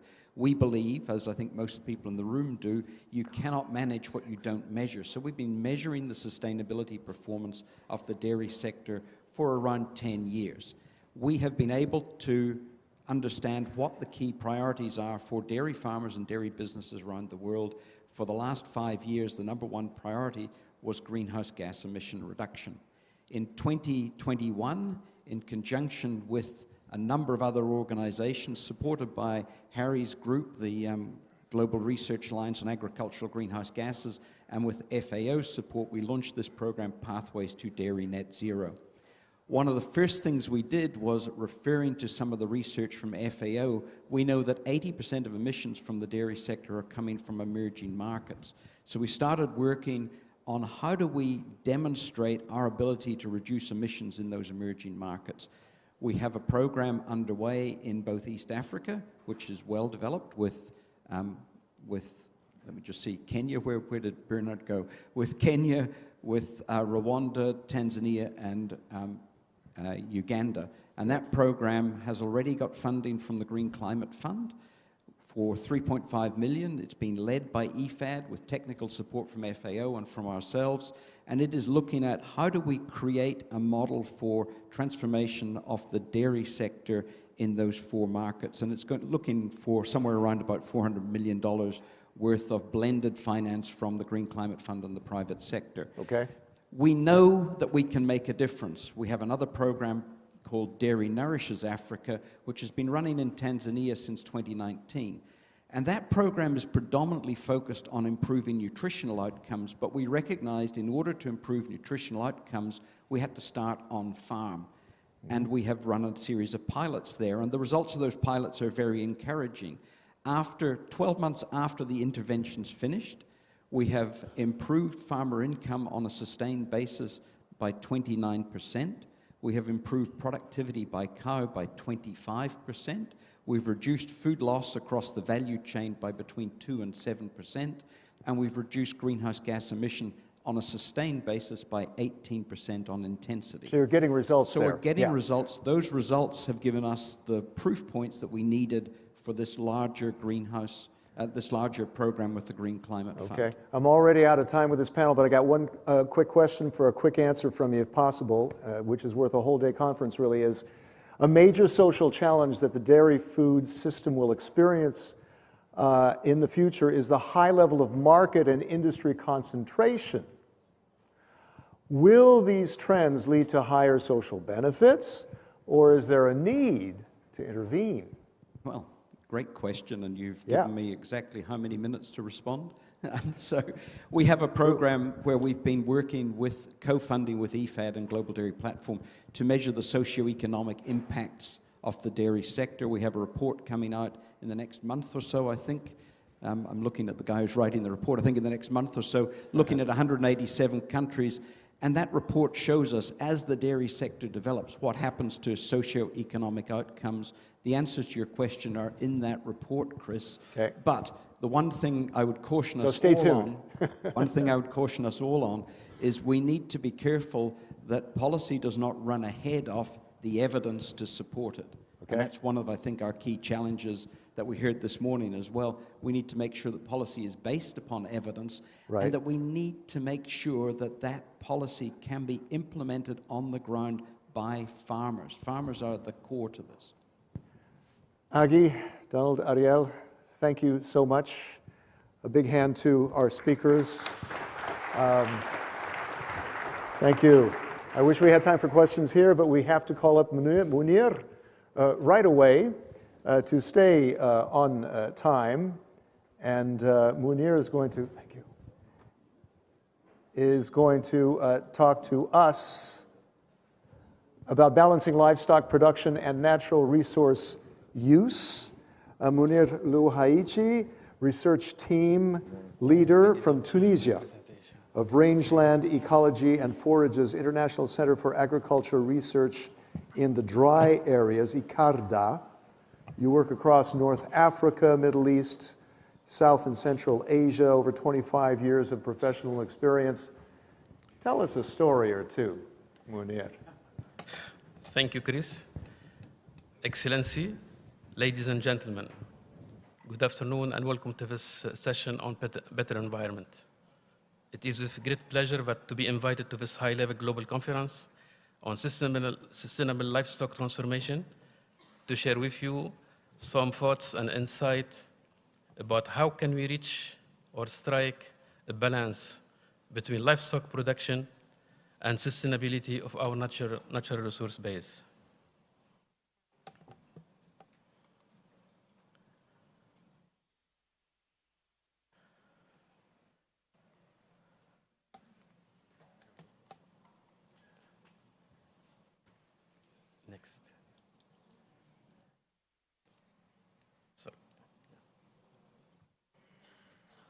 So just to give you some quick facts, I believe you have seen this before, but about 1 billion people depend on livestock for livelihood and nutrition.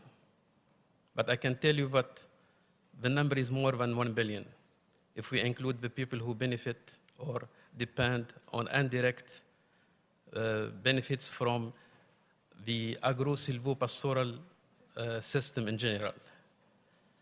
There is another fact which I'd like to share, which came from a recently published publication. It's called Rangeland Atlas. It was published last year.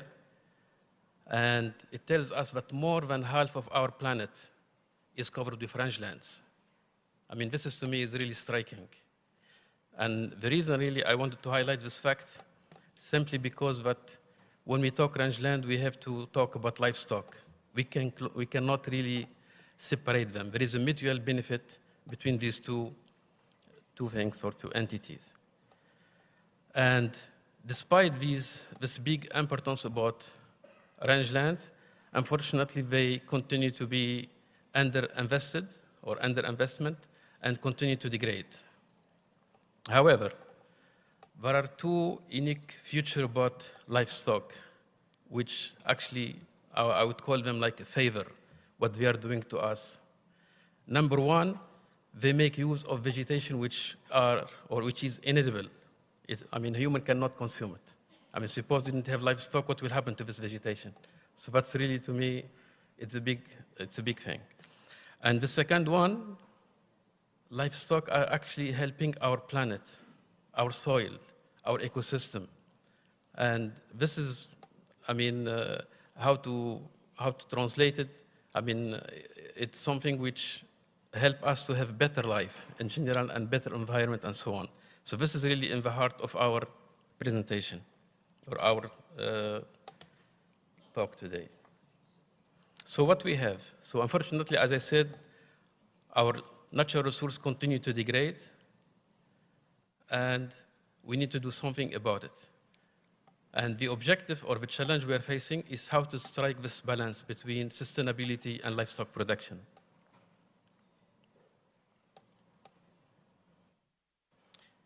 So I'm gonna treat like one aspect by aspect. So the first one is about water, livestock and water. Livestock, unfortunately, is a major consumer of water. It is estimated that 42% of the total agricultural water use is used for livestock production. And 90% of the water used by livestock is actually going to the grazing and to producing feed. And only a fraction, maximum of 10%, is only, it's for water consumption or water use. The global livestock feed production rely mainly 94% on the green water which is available in the roots used by the plants, and it's transpired through the plants. And only 6% in blue water, which we found in lakes and reservoirs and so on. So if you want really to make livestock production more like water efficient or the footprint of water for livestock, we need really to work on how to have healthy rangeland or healthy grassland, and at the same time, the crops or the forage crops which we produce, they have to be water efficient crops. Similarly, soil is the foundation of life. However, soil faces considerable threats through unsustainable intensification and climate change, which can result in soil degradation and a reduction in their ability to provide ecosystem services. And the way livestock activity affects soil, it can be either positive or negative. And I'm going to take two examples. The first one is livestock manure. In developing country, livestock manure actually, it's a positive. It provides like 12 to 24% of the nitrogen needed. It's organic matter. While in developing country, it has serious problem.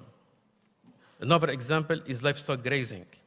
We hear a lot that, why our rangelands are degraded. The first thing that goes to your mind is overgrazing.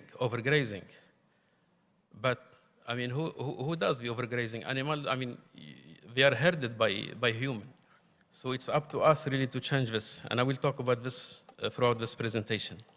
So actually livestock, I mean, they do compact the soil, but you can use also livestock to break the compaction and to revive the ecosystem through like better water cycle, better mineral cycle, and so on. So this graph kind of summarizes the situation we are in. So we have continuous, I would say, and growing pressure from global driver, including climate change, population growth, evolving consumption pattern, along with unsustainable use of or intensification of agriculture, land conversion, overgrazing, which all have resulted in negative impact on our environment, manifested in the form of accelerated land degradation, soil erosion, reduced ecosystem services. So here I really like to highlight the impact of land change or land use change. I think most of you are familiar with the example from the Amazon forest, the deforestation. So that's why I'm gonna focus more on area which like dry area. And I have an example here, I think if you see it in the lower, in these images, and it's from, I would say, the Middle East, what we call the Badia. It's Ranjan or the Badia. And what's amazing, it's farmer or pastoralist or whoever has the land, they do what we call monoculture cultivation or encroachment of barley each year. I mean, each year the land is cultivated in barley year after year. What will this lead to? It's leading to total, I would say, more than degradation. It's leading to desertification. And we can see this, that the natural flora has already disappeared. Even the soil seed bank is already depleted. And the frequency of having like sandstorm is affecting not only pastoralists, but also the people living in the city and society in general. And if nothing happens or nothing we can do about this, the situation is getting worse and worse. So in order to alleviate the impact of livestock on our environment, special attention should be paid to there are many best practices, many technology. I will mention a few of them. Number one is animal feeding, with paying attention to feed composition, feed water requirement. Why not use treated wastewater for forage production, forage breeding, and feed source or feed origin. Animal husbandry, as I talked before, is the improved manure management, animal breeding. And I like to focus more here on land restoration, knowing that it's site-specific. I mean, you may find a good example, you cannot just take it as it is and go somewhere else. So, and there is a lot of guidelines, a lot of toolkits, and I mentioned a few here. There is the PRM by ILRI, there is the SRM toolkits between ICARDA and IUCN. Earlier this year, there was the launch of the FAO e-learning from the working group on forestry and agroforestry. And we also take advantage of the UN Convention or UN Decade on Ecosystem Restoration. Few things which we should really rely and not forget is the use of ICT, big data, remote sensing, GIS, precision grazing, like virtual fencing, GPS collar, where you can learn more about animal behavior and activity, early warning system. All these tools can help us manage better our resources. And of course, we should we should continue in our innovation, including breedings for low-emission forages and animals. I think I talked about this. It's about grazing, and I mentioned the need for having livestock, and that's an image which I took in one country, and it shows that long-term protection is detrimental to us or to the environment. So, very interesting in a discussion we had. Yeah. Giving the local herders a stake in it. Can you give that explanation and an example? And maybe I'd like also to invite the people here to go down, and at 6 p.m. there is a poster. It's a showcase it's a success story on how engaging the local community to restore a site which was degraded for many, many years. And it's really a good example which can be replicated. So I think Yeah, it's giving the locals The a power. stake in better managing Their land. the grazing land that they have. Yeah. Right? So it's, I mean, the problem is with the trust. It takes time to build trust with the local community, but you don't have a choice. You have to go for the step. And that's why like the participatory rangeland management is one way really to solve this issue. This is my last slide with where we stand now. So rangeland are, I would say that our natural resources continue to degrade. Unfortunately, if we don't take an action, the cost of inaction is going to be very, very high. Yes. So there is a need for an integrated and balanced approach that is needed to transform livestock production. And there is a need for change in behavior. And this, I mean, through education, through awareness, through training. So we need to have better integration among, I mean, different disciplines, animal nutritionists, veterinary, land manager, and so on. Long-term protection is not good. We have to really rethink this, especially for forester, who I know who like really conservation. Livestock is part of the solution. You can use livestock as a tool really to enhance the productivity and the whole ecosystem. I must say that special attention should be given to the successful implementation of the SDG into specific and targeted national policy. Policy is needed, like the ban on cultivation. I mean, if you continue to cultivate and encroach rangeland, it's bad. And lastly, it's research and innovation. Unfortunately, there is not enough funding for livestock research and development. Put that on a hashtag sustainable livestock. It's not the cow, it's the how. Yeah, so That's sorry, beautiful. I had to go really fast, but this is a report which was published last year during the COP27, and I really like that title. It's not the cow, it is the how. Yeah. And it means it's all our, I mean, it's a human who does really this grazing. And it's up to us really to use the grazing as a science to enhance and to revive the ecosystem. Sorry, Steve, I'd like to mention 5 seconds. Okay, yeah. I know we are promoting the International Year of Camelidae next year, but also in 2026, there will be the International Year of Rangelands and Pastoralists, and I want to give this like heads up, and I mean, over like 100 countries are already part of this, supporting this. I'd like to invite each and everyone to really do their part so we can reverse the situation. Thank you so much. Thank you. Shukran. Yeah. Thank you, Munir. Thank you so much. Thank you. Let us move on to reducing food, feed, fuel competition. A lot of tension there, that's for sure. We've seen that in many places in the world. With better circularity, Anne Motet, is that right? Motet or Motet? Motet. Lead Technical Specialist, Livestock, Sustainable Production Markets and Institutions Division, International Fund for Agricultural Development, IFAD. You're also, you used to be with INRA, right? The French research agency, which is quite well reputed. So anyway, if you could tell us about that food, feed, fuel competition, please. Thank you, Chris. Good afternoon. Thank you very much to my former colleagues in FAO for this invitation. So the food, feed, and also fuel competition, I think we've heard about it in the previous session. I think we talked about it in better production. We did talk about it a little bit this morning in better nutrition, but it fits very well in better environment. And what I'm going to try and do is unpack a little bit this concept of circularity and competition by looking at the figures. What is the competition? Where does it happen? Looking at the solutions and their potential, and finally a couple of examples from our investments and how we include that in our projects at IFAD. So first, where does this competition happen? So in the global feed basket from the livestock sector, it happens with this 13% of grains. First, that's the first form of competition. It doesn't seem very high, 13% of total dry matter from feed, but it's actually a third of global cereal production. So that's important.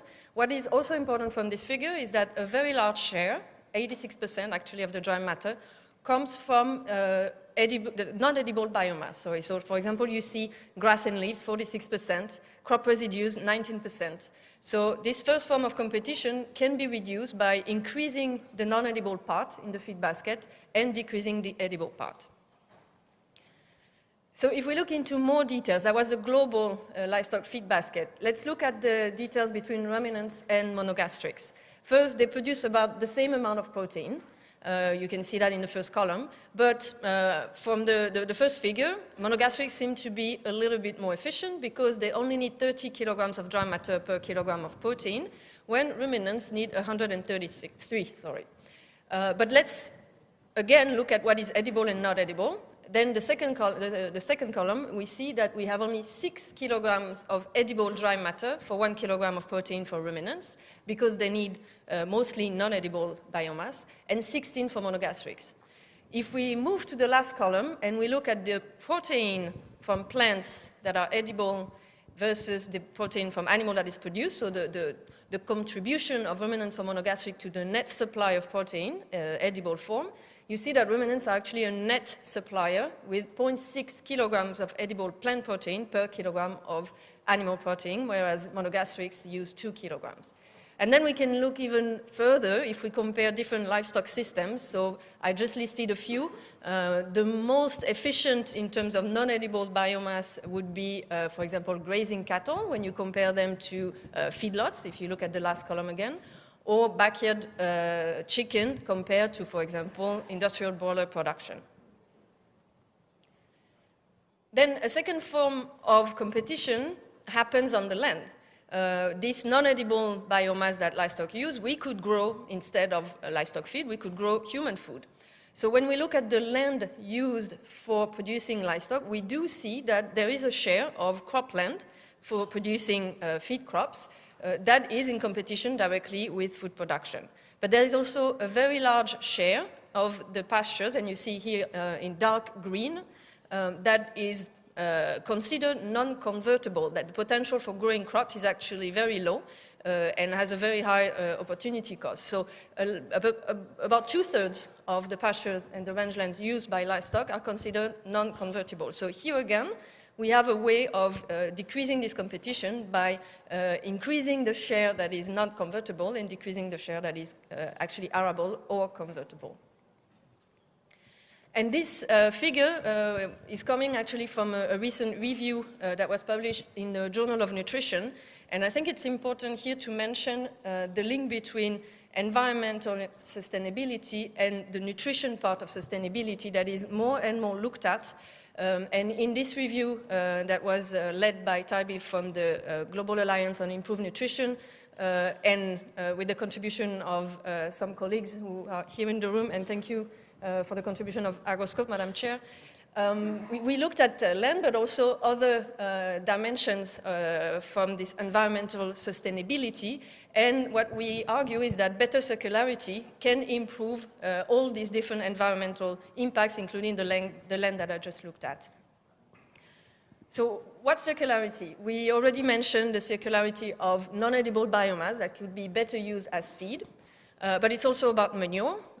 We know that manure, the total amount of manure produced by the livestock sector, could cover about 80% of nitrogen and phosphorus requirements for crops, but currently only supplies only 12% of the gross nitrogen inputs for cropping. So we still have a lot of these nutrients from manure that are not used. And it's also about something that was mentioned this morning in the session on nutrition, consuming more byproducts from animal source food. That we actually don't measure very well, because that's what we call the fifth quarter in slaughterhouses, and we don't have a lot of data on this at global scale. But we know that, for example, offals represent about 10 or 15% of the light weight of animals. So that's the circularity. So now let's move on to what we can do if we increase this circularity. And that's an example from a study in the EU, looking at what if we use in an optimal way what they call the low opportunity cost feed, so all this non-edible biomass that I mentioned before. So what they found is that using that at EU level, we could produce about 31 grams of protein per capita per day, which is lower than the current intake. And they looked at different scenarios. You can see here, I'm not going to go through all of them. There's an optimal scenario and the different also other scenario, no waste, grass quality, and so on.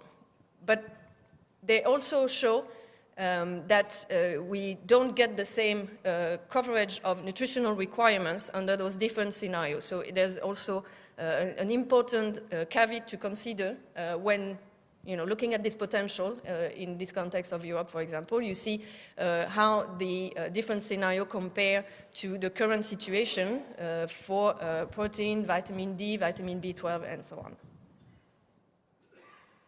There is another example here from China, and again with some researchers from China in partnership with Wageningen, where they looked at the use of low opportunity cost feed again, and they found that only 23% of what's available from those low opportunity cost feed is currently used as feed, and that 1/3 of the feed used to the livestock sector in China is edible by human. And in their scenario, they showed that if they increased the use of low opportunity cost feed, they could save between 25 and 32% of cropland area without changing productivity outcomes from the sector. They could save up to 1/3 of feed-related irrigation, reduce greenhouse gas emissions from the sector, and the reallocation of the saved cropland through this scenario could sustain food energy demand for between 30 and 185 million people. So again, a very interesting case here in China and a very interesting potential for this use. Just one word, because we focus a lot on food competition, but there's also the fuel aspect. What I found is this recent review that was published in Agricultural Bioeconomy this year, looking at the different forms of biofuel production. And most of the competition, you see, it happens for what they call first-generation biofuels. So the biofuels that are produced from cropland. And you see that's also where you find the animal feed using the co-products from biofuel production. But then there's also the second generation and third generation biofuels using biomass and land that are not currently used by food, and therefore reducing this competition. So there again, there's a potential for reducing this competition, and what we see is that the projections, for example, by OECD on the development for biofuel production in the future is supposed to stabilize from first generation types of biofuels at least. So let's hope that they're going to focus on second and third generation. So finally, what I would like to show is how in practice we upscale these solutions in our investments at IFAD, and I choose two examples. One from a project that was completed in Nepal in 2022, and we just got the results from the impact assessment of this project. It was a project that was focusing on small-scale producers in hilly and mountains area of Nepal. $36 million, targeting 120,000 participants. Half of them were women, 38% young people, and 43% indigenous people. This project included at farm level several what we could call circular livestock production practices, looking at types of feed and manure in particular. And the impact assessment of this project is as follows. So we found that participants in the project were 19% more likely to have an improved shed where they can distribute some alternative feed, and 11% more likely to actually practice stall feeding, 16% more likely to collect animal waste to produce manure, which was not done before, and 5% more likely to use manure as a biofertilizer. And as a consequence, the sales of livestock products in the participants of the project increased by 112%, and livestock assets by 6%. So here we have some results for better life as well.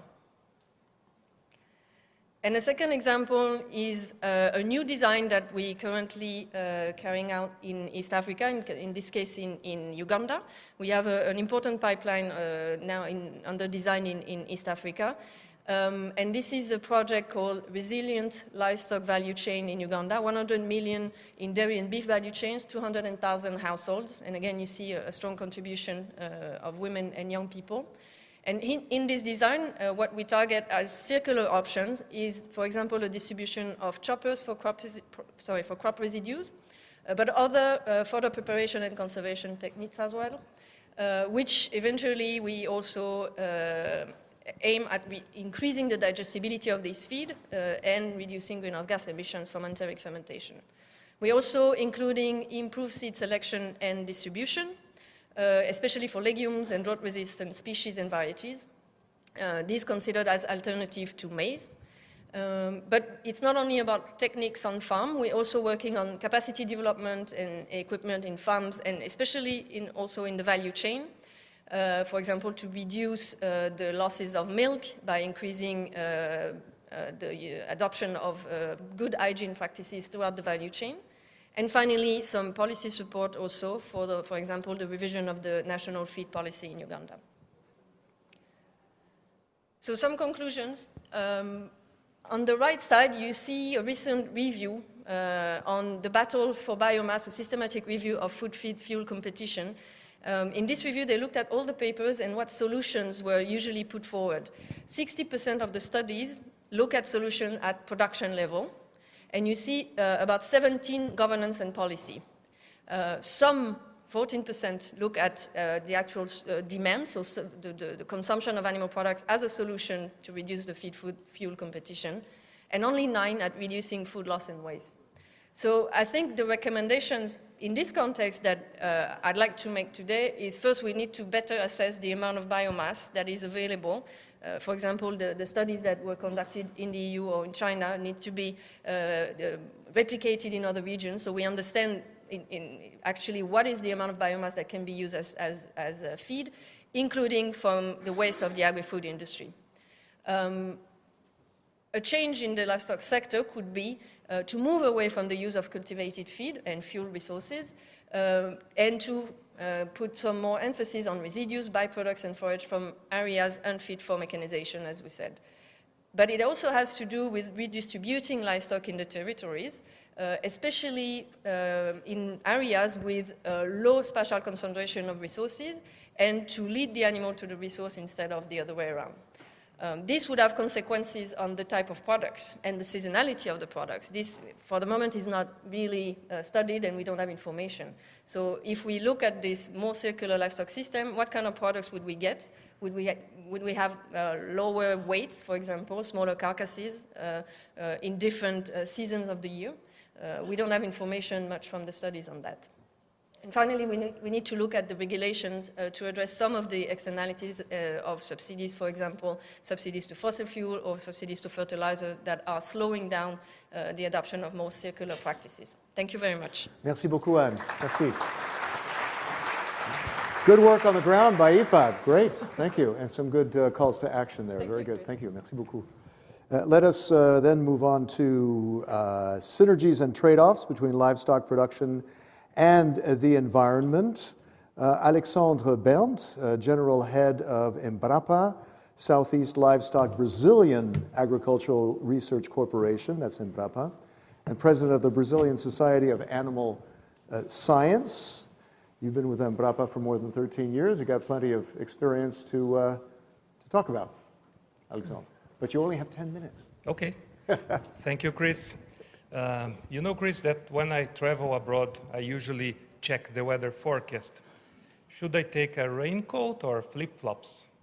And sadly, or surprisingly and tragically, I found that the final week of the European summer is fresher than our final week of our winter in Brazil. Uh-oh. So we had an extreme heat wave last week and in the winter. So I think this comes to this discussion on the synergies and trade-offs. And that unfortunately heat waves and extreme events are becoming usual. And that's maybe the main trade-off that society faces. On the other hand, we have a lot of synergies. And I think that the youth participation here, massive participation in this conference, they are not here now today because they are in the first floor, but tomorrow they will be together with us. I think this participation is remarkable and inspiring for all of us. I also want to thank FAO for the invitation. It was a pleasure to participate also in the external advisory group. And I see so many colleagues here, and we are all together joining this transformation journey to a sustainable livestock. And of course, it is an excellent opportunity to share with my colleagues from Brazil what are our experiences and on synergies and trade-offs between livestock production and the environment. Okay. Okay, just change here. Trade-offs have been widely discussed and highlighted, but synergies, on the other hand, are the other side of the coin. And I want to highlight this FAO publication of April this year, 23, that discusses the contribution of terrestrial animal food, source food, and to healthy diets for improved nutrition and health outcomes, and also highlights that livestock production increases resilience, provide ecosystem services, energy and soil fertility, and so on. So this is the discussion on the trade-offs. IPCC also highlighted the synergies in its sixth assessment report, and you can see here in this beautiful logo all the colors of the SDGs, and all these SDGs also have a high correlation with land systems, especially number 3, 6, 12, and 15. And it is interesting that number 13 is missing because SDG on climate action is not listed because mitigation adaptation is being considered in terms of interactions with the SDGs and not vice versa. So it is definitely not easy to measure and to calculate and to consider all these synergies and trade-offs. Well, this introduction brings us to the technology that I want to share. It's a successful case, technology case that we have in Brazil. And I will bring further details on these integrated crop livestock forest systems. These systems, they produce grains, meat, and timber in the same area, in the same time. This is a benefit of the tropical area that primary production happens 365 days per year. And we can explore these synergies between these three components once we have everything putting together. It's easy to understand that animals benefit from the shade of the trees that are planted around or in their grazing paddocks. We've been measuring emissions and remotions in these carbon emissions and removals since 2011 and determining how many trees are needed to achieve low carbon or neutral carbon dairy or meat production systems. Products, actually. And it is important to consider that these, the resilience and vulnerability of these complex production systems, are they really more productive? On which metrics? Embrapa is discussing these findings with several national and international initiatives as the Brazilian Society of Animal Science, the Global Farm Platform, and the Global Research Alliance, the Processur in Latin America initiatives, and also in this integrated network, Brazilian network. Our research group generated several scientific publications, and we found interesting synergies and trade-offs that I want to bring to you and highlight here. In this case, this is a beef production system without trees, but with different levels of intensification of pasture use, including irrigation, and even producing less life weight per animal, life weight per hectare per year, 174 less kilos of life weight per hectare. The integrated systems also supplied other products as 35 tons of maize silage, 26 tons of maize silage, plus 35.7 cubic meters of timber. So these are trade-offs. Okay, I produce less life weight, but I produce silage and timber. Another result, interesting result with the dairy system. This is the carbon balance measured in our research center at Embrapa Southeast Livestock. And when we intensify dairy systems, milk yield can increase a lot, as I see here, 3.6 times higher. Carbon footprint sometimes can increase, decrease, in our case, 13% higher, the CO2 equivalent per fat and protein corrected milk. And to achieve neutrality, we will need 52 eucalyptus trees that we grow in our research center. And in the right side, if we have a less intensive grazing system, we only need 33 trees to compensate one cow. So these are the trade-offs, which will be the decision. And to help farmers to make this decision, we developed a platform with Nestle that calculates or tries to calculate the synergies and trade-offs. And we developed this to calculate milk carbon footprint. And we will apply this tool in 300 farmers in Brazil, in different areas. And we want to achieve and to get data from all these farms and to help them to decide what is the best choice for them. This is the main output of the platform. It is still an ongoing process. Every time we see the output, we want to change and to improve it a little bit. But in the instance, it shows the carbon footprint of the milk in that farm. We can compare different farms.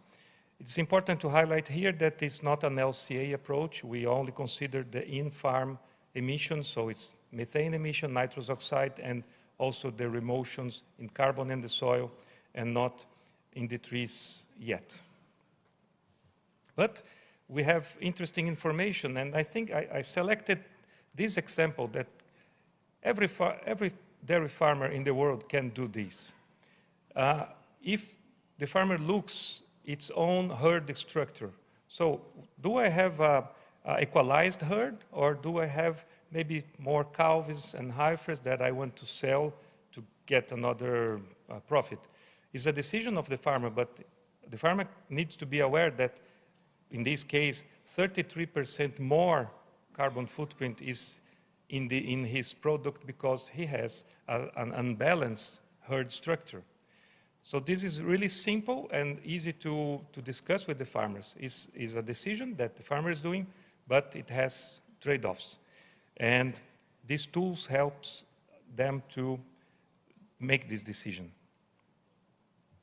So my final remarks is that synergies and trade-offs will coexist. We need science-based solutions, so you can count on the local science institutions in your own countries. Platforms, models, apps can help decision-making to choose synergies and trade-offs in a more touchable way. And of course, we should acknowledge and recognize the importance of the youth involvement in this. It is essential, and together we will continue to produce all these animal goods. With this, I finish. Thank you very much. Alexandre, obrigado. Thank you. Thank you very much. In time. Perfect in time. Perfect Yes, in time. thank you. And I wish we had time for questions, but we have to move to that panel to stay on time. And perhaps there might be a question or comment during the panel discussion. Let me call up the members of the panel. The Minister from Ireland, also from FAO, from the FAO, as well as Françoise Simon, French Ministry of Agriculture, and Ali Ben Mohammed Al-Shaikhi of South Africa. If you could all please come up and take your seats. And I will begin with the Minister of Ireland, Charlie McConalogue. Are you Charlie? Minister. Pleasure to meet you. Thank you. Assalamu alaikum. Nice to see you again. I mentioned South Africa. Yes. No, Saudi Arabia. I said so. Oh. Yeah, you need to say. A bit of a slip. Sorry about that. Did I say I said South? Hi, Chris. Hello. Hakeem. Hakeem. Yeah. Nice to meet you. Welcome, everybody. So let us begin with Charlie McConalogue and Irish Minister for Agriculture, Food, and the Marine. The Irish government, Minister, has set the target of 25% reduction of greenhouse gas emissions by 2030 compared to 2018. Can you tell us your strategy for your country, what you have adopted to achieve those ambitious objectives? Are you on track? We're making progress. Thanks, and Chris, good to be with you and good to be here with everyone in FAO today. In Ireland, we're unusual in that agriculture is a very significant part. It's the largest part of our domestic economy. Don't have the same level of industrial emissions, but because of our fortunate position in terms of where we are in the globe, we're quite a strong food-producing nation, and that means that agricultural emissions make up about 37-38% of our overall national emissions. So in terms of how we go about approaching reducing that and lowering that emissions, and as you say, our target is 25% reduction by 2030. I suppose we take three particular approaches to it. First of all, reductions in terms of reducing the amount of emissions. Secondly, then, in terms of removals, and also then thirdly, in relation to contribution to energy. Our focus in relation to the reduction aspect is very much around reducing nitrous oxide through better use of organic manure, which was discussed in previous contributions, and therefore reducing chemical fertilizer. And we have lots of strategies in place in relation to that. And then also in relation to methane, which is about 2/3 of our overall emissions, significant measures to reduce methane. So for example, in relation to breeding technologies, we've identified through research that different animals that have the same output can have up to a 30% difference in relation to methane emissions. And we're programming that into our genetic breeding, and also then significant steps as well in relation to research around feed additives, for example, in terms of reducing methane. So it's about adopting technology to bring about reductions. And then from a removal point of view, increasing our amount of forestry, in particular also adoption of some solar, and also then biomass and anaerobic digestion, biomethane, using some of our land for biomethane production. And finally then, in relation to energy contribution, likewise as well, displacement of more carbon intensive energy through, for example, biomethane and biomass. So those are some of the key approaches we're taking, Chris. How tough is it to work with the farmers on the ground, especially for livestock? It's a very important part of your economy. And so looking at the long term, how do you persuade them to play ball on those measures that you want to take? I think communication is really, really important to that, and we've put a plan in place which lays out the different steps that we can take to bring about that 25% reduction by 2030. And in outlining those steps, we've identified that about 60% of the total steps that we can take are actually cost positive, in that they will improve the profitability of farmers. Improve. Because they might come back and say, well, look, you're going to make me uncompetitive compared to, say, a livestock farmer in Brazil, right?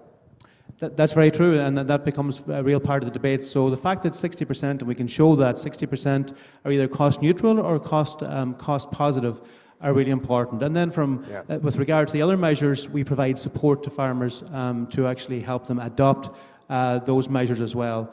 But I think communication is key, because you're right, and I think it's the same across the world.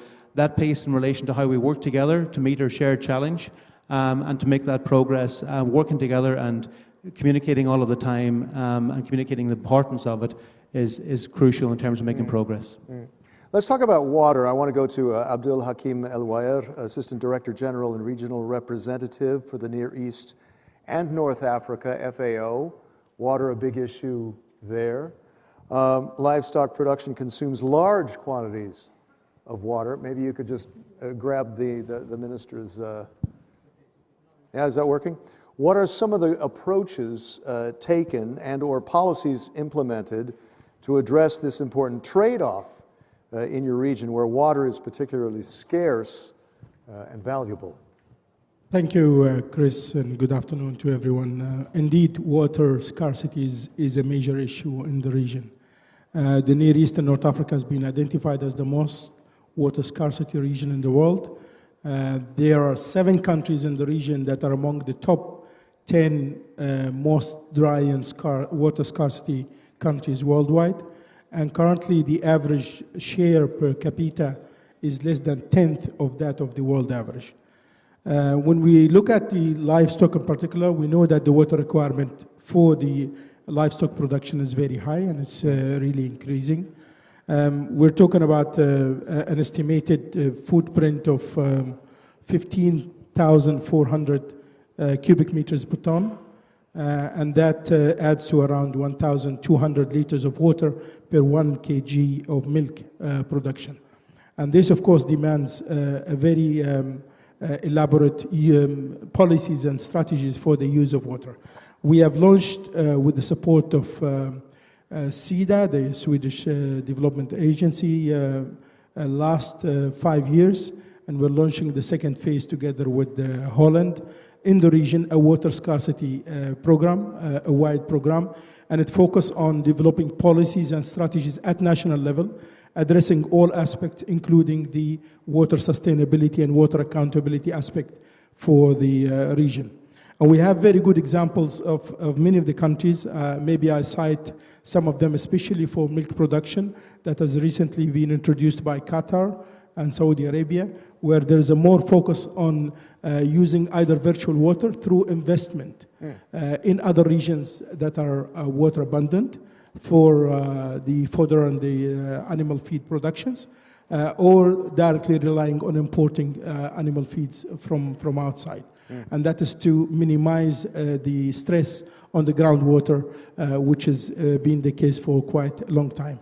Two major aspects that we shouldn't forget specifically for the region is the groundwater levels are getting low and getting more saline with the drought seasons progressing and extending for a number of years.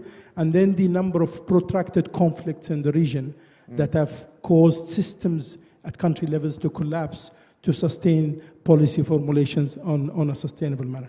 And these where FAO does its best on the ground through the, like Yemen, we have the case of Syria, and Sudan now, where we try to sustain the policies in order to ensure that the livestock does not affect it. Now, here's another issue that actually we talked about genetic diversity yesterday, but I want to ask you, because it's quite germane to that region. The Near East region is the center of domestication for many of these livestock species, suggesting high levels of genetic diversity. How can the region do more to ensure that these resources are conserved and used sustainably while contributing to better livelihoods? How can you build on what we said yesterday, in other words? Exactly. Now, within the region, the livelihoods, especially in the rural area and pastoral area, very much is shaped around certain species and certain biodiversity. If we take camels, for example, and certain breeds of deers, and in some areas, there's a lot of the local livelihood totally depends on the conservation of these species. Indeed. And there's a lot of more awareness as well as reactions from the governments and the bodies to preserve these species, including controlling the seasons for consumptions, the seasons for breeding, as well as the supply and more subsidy support for feed to preserve these livestock. However, there is more awareness also in shifting to fishery, and I think we'll hear from Ali later on the shifting to fishery. But there is also equally the same effect on some of the fishery species around the Red Sea, the Gulf area, and also the North African side and the Mediterranean, where there is more demand for preserving biodiversity in the area. For instance, one species you can mention that we can the famous one is Canaan, the local one, and which is now through the commission at the Gulf, as well as the one that we are looking forward to hopefully reach an agreement and establish for the Red Sea, is to put some controls on the seasons for hunting and for fishery. Yeah, maybe Ali Ben Mohammed might have another word on that. Let me move, though, first to Françoise Simon, Deputy Director for International Affairs, the French Ministry of Agriculture and Food Sovereignty. Françoise, how do you foresee the agroecological transition for livestock systems to be more sustainable and resilient?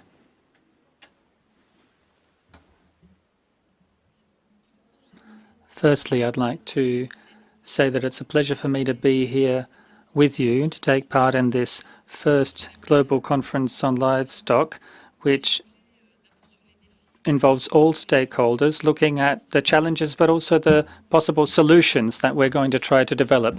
And all of this should feed into the FAO Subcommittee on Livestock, and I think that this conference is very important in this regard. This has been said many times, but I'd like to repeat it now, how important livestock is as a sector, whether it's in the east or west or north or south, when it comes to food security, nutrition security, when it comes to territorial development for economies. It's very important. And it's also when it comes to its contribution to the environment. This was said in the context of climate change. Livestock systems need to become more sustainable and more resilient. Do you have any examples? Well, it's clear that in this framework we need to reduce the carbon impact of livestock. We need to make sure that we focus not just on the carbon footprint, but all the other environmental dimensions and aspects. When we look at soil, biodiversity, water, we shouldn't focus on just one dimension to the detriment of others. We need to take into account all the things that are at stake, all the things that are impacting this matter. We need to look at plant production, animal production. All of these things are important. Livestock producers are part of the solution amongst all of this. Solutions in France. Well, when it comes to solutions in France, we have a number of them. We have agroecology to start with. Agroecology involves taking into account all the dimensions and to act on the environmental aspect, the economic aspect, on various aspects. We're looking at biodiversity, soil, water, carbon. It's about looking at different solutions based on innovation. We include, of course, innovation in agroecological practices, precision farming as well. So we look at the solutions which allow us to respond to the issues in each local area. You were asking about initiatives. Well, of course, we have policies. We have the Common Agricultural Policy. We have measures when it comes to grasslands and rangelands. We have measures to encourage the production of pulses, for example. We want to make sure that through the production of pulses, we can encourage the production of animal feed. We want to make sure that when we act on one thing or put a measure in place for one aspect of livestock development and production, we don't want to create negative effects elsewhere as well. When it comes to policies, well, we do have policies, but I'd just like to say that you asked the Minister of Agriculture from Ireland about this. It's important for us, agriculture ministers, to involve farmers. And if all of these measures do not lead to income for farmers, they won't get on board. We need to get farmers on board with all of this. Okay, well, how do you get this done? Well, there are initiatives which are put in place by farmers themselves. And, for example, they've put in place a method which allows them to calculate the carbon footprint, and at the same time, through this, to find solutions which could be put in place. Is that already in place? Yes, it's already in place. Already around 36,000 farmers have been involved in this. There's a few levels to this. The first level involves a questionnaire. It's quite a simple questionnaire which allows for the farmer to be made aware of the impact. We saw this in Kenya, I think. Yes. I think there were other countries that had similar initiatives, but I think our method that we've put in place is adapted to the system we have in France. But what it's all about is getting down to being close to the reality that farmers live with.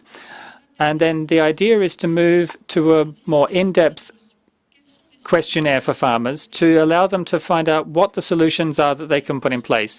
And once we've done that at the farm level, we then have the industries that are involved, whether it be the milk industry, we have low-carbon milk production companies, for example. We have cooperation with other countries around Europe we have initiatives which move towards trying to reduce carbon emissions and carbon production. And this is something that we have been involved in. It's a project at the European level which is called low carbon. So it's all about trying to get involved in other initiatives as well. There are FAO initiatives when it comes to agroecology. All of these are solutions which we need to share, that we need to disseminate and make people aware of in the general public. It's important to have a toolbox that we can use amongst ourselves so that everyone can choose the tool that best responds to the needs that they have. Bin Mohammed Al-Shaikhi, Director General, Ministry of Environment, Water and Agriculture, Fisheries Resources, Saudi Arabia. You're also President of the National Fisheries and Livestock Development Program. Ali, if I may, what is the most important environmental impact of livestock production in your country, and what is being done to mitigate this impact in Saudi Arabia?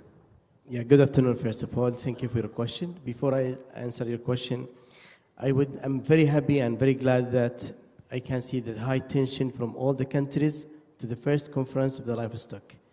It gives us, all of us, indication that we came late to develop the sector. Exactly. However, the eager which I have seen in all countries, in all participants, to develop their sector is really need further required what you call continuous and work together to develop many of the initiatives which support all the countries, the high advanced countries and the low technology low advanced countries.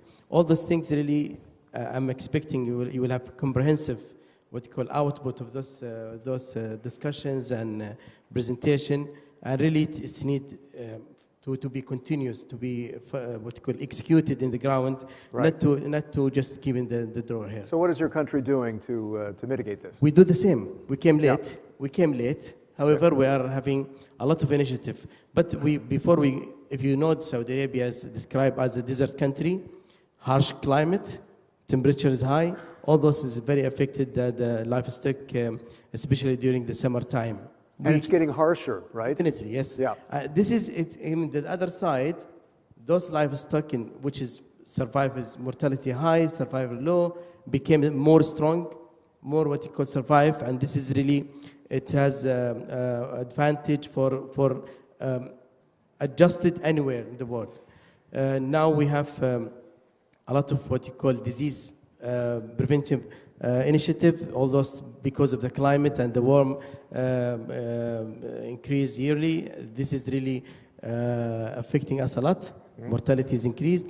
However, the vaccine development as one of the initiatives to prevent the disease is started recently. Last month we introduced 6 types of vaccine, special design for our livestock. Protein zone city to develop to work parallel with the waste of the animal, the gas, methane, and all those things. It will be recycling to be part of the ingredients. We are looking to reduce the FCR, the feed consumption rate ratio in the feed. That means the price in the future, it will be very affordable. We are working in an initiative to develop the behavior consumption. This initiative will change the entire what you call the consumption in Saudi Arabia. It will be designed based on the technology, based on needed, based on the demand, not as what we are doing currently. This is all will have a big impact in the future. But the climate is still to be considered. Yeah. That means a lot of what you call effort, a lot of research to be done.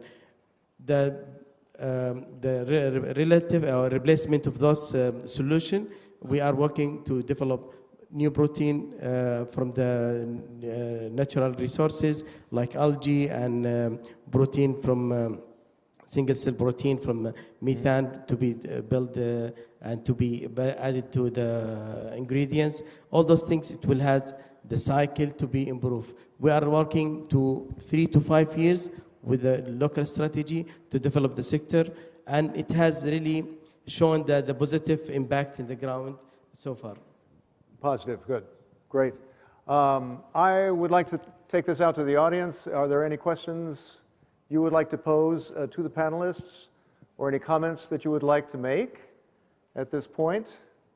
I've been promising this moment this afternoon. Yes, there's a green light. Yes, please. We're going to put you on. Let's see, there you go. And if you give your name and title. Can you hear me? Great, thank you. My name's Sasha Jeanette. I'm a science and policy advisor with the Nature Conservancy. We're a global environmental NGO. We've worked for decades on with livestock producers and communities, and also with business and policymakers to support nature-positive agriculture and conservation. And I'm really pleased to be here and that the FAO is supporting this really important conference. So my question, we've heard a lot over the last couple of days about the way that production practices can contribute to climate mitigation and adaptation and to help meet Paris Agreement goals. I'm wondering if the panelists or others have thought about the ways that this sector can contribute also to the Montreal Kunming Global Biodiversity Framework Agreement. And I'd argue that this sector, probably more than any other, has the opportunity to meet and also benefit from the GBF goals. Thank you. Thank you. The Montreal Agreement, I'm not familiar with it, so I think I will wait for Abdul perhaps to give me some enlightenment on that, and then yes, we can go to Ali. Thank you.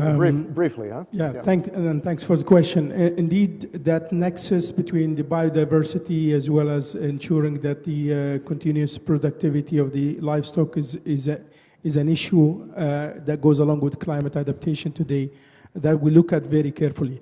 And if you go deeper into the One Health initiative, which is the UN system, is now the FAO leads with WHO as well as UNEP, it is exactly to address that nexus where we achieve the whole ensure biodiversity, but also ensure healthy diets is produced. And there's a lot of complexity on that process, but many countries are taking this One Health is more seriously, and it's embedded within the policy at the national policy. Okay, great, thank you. I need to go to these other questions. First to Cuba, please, por favor. Okay, distinguished delegates, good afternoon. It's an honor to take part in this first global conference on sustainable transformation of livestock. I'm taking the floor now. I'm sorry. I'm Director General of Livestock from Cuba. I'm intervening here on this point because Cuba, as a small island developing state, is severely impacted by climate change, prolonged droughts, increasing sea levels, and the country is working on policies to mitigate these effects.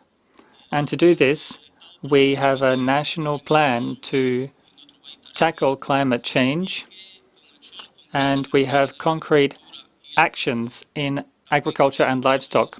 We also have a law on national food sovereignty and nutrition sovereignty, and we also have a law on developing livestock as a tool to fight against all of these negative effects, and we also have a strategy on low-carbon livestock, and we are working here on mitigating the effects of greenhouse gas emissions, and we're also looking at carbon sequestration as well.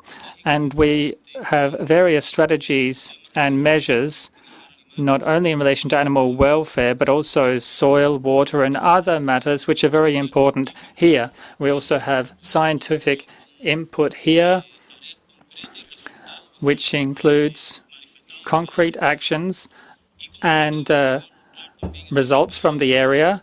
And as was mentioned earlier, we also have issues which are related to these changes which need to be put in place so that we can see good results. We need to look at policies of states. We need to look at economic issues. One of the major things which affect our ability to develop includes the unilateral blockade of the United States on our economy. And we would like to thank FAO for the invitation to allow us to attend this meeting, this conference.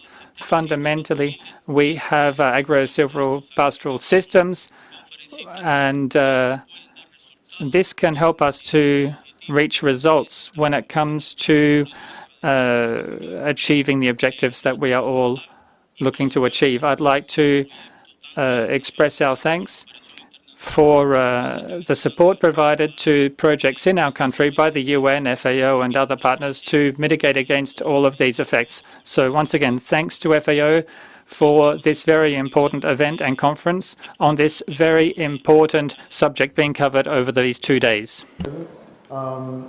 Can we go to over here? Is there a question, I hope?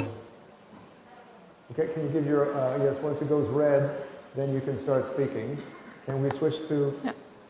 Hello, Sophie Strom is my name. I have no question.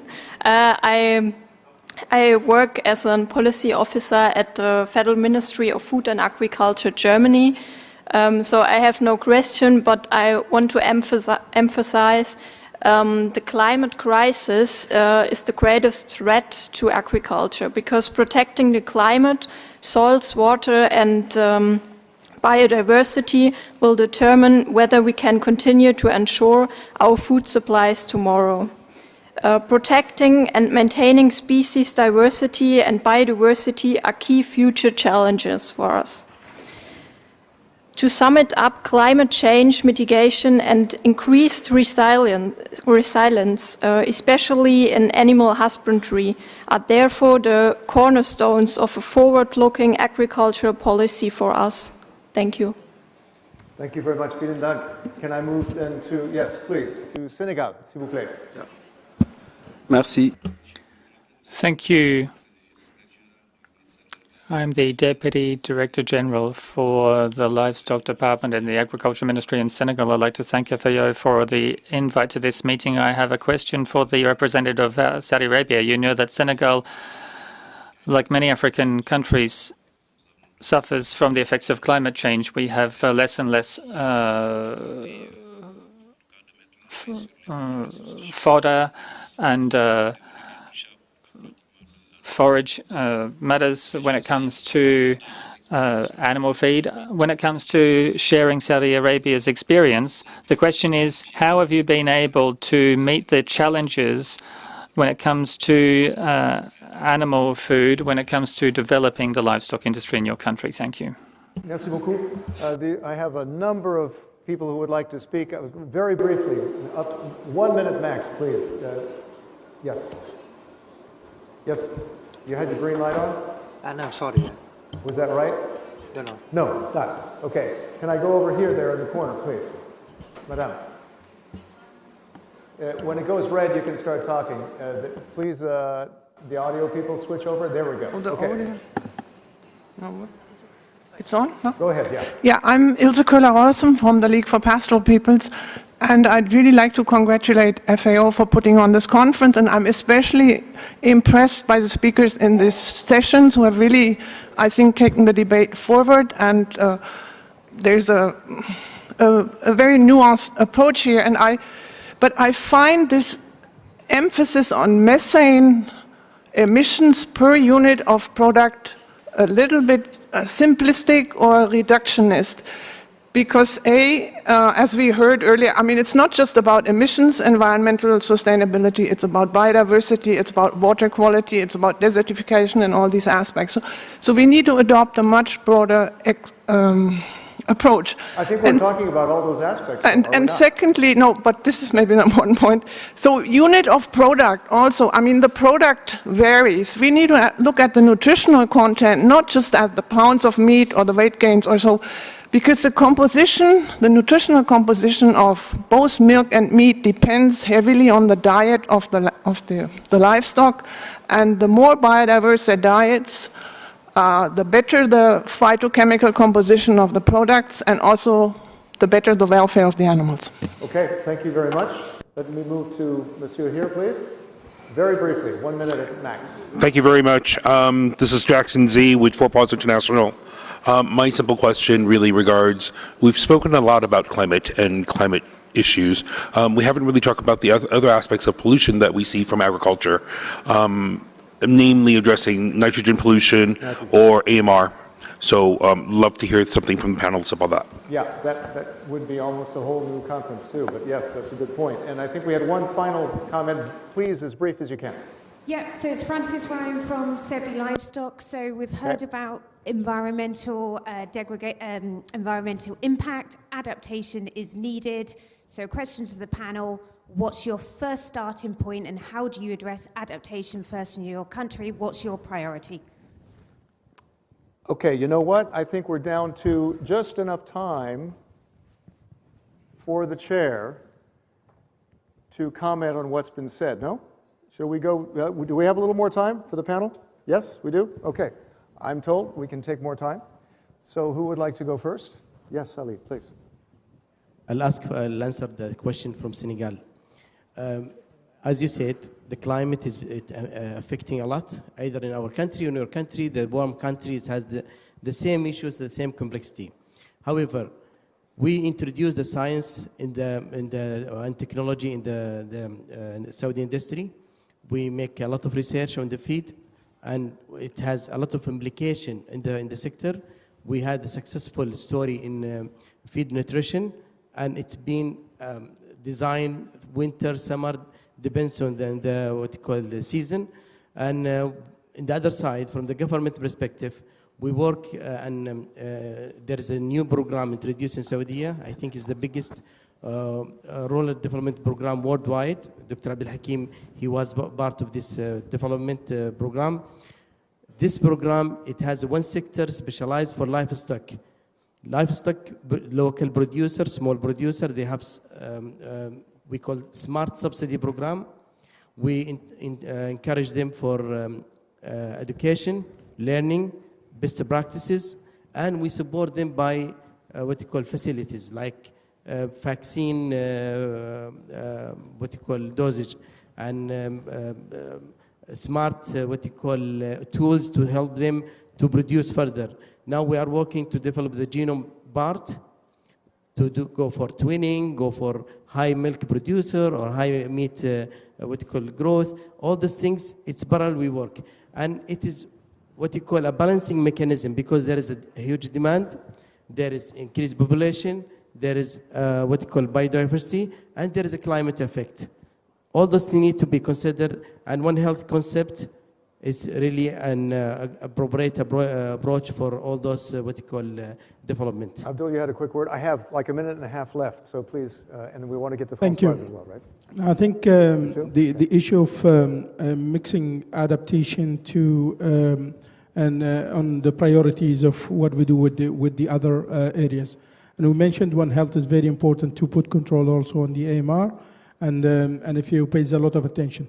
What I would like to say here that especially for countries, it's easier to develop policies and have the right strategies put on papers, but you cannot have them implemented, and I think Your Excellency mentioned, if you don't engage the real people that are the farmers and the herders of the, first to learn from them because they do have the solutions, adapting to the changes. Come to Somalia, 6 years of continuous drought in a row, and you see the herders of how they adapt to the new situations, what mechanism they use. You need to bring in your research centers to learn from them and develop those, and then raise awareness because this is a sector that's totally run by people out in the field there, and they need to own those policies in order to develop them properly. Very good, Abdul. And Françoise, please, brièvement.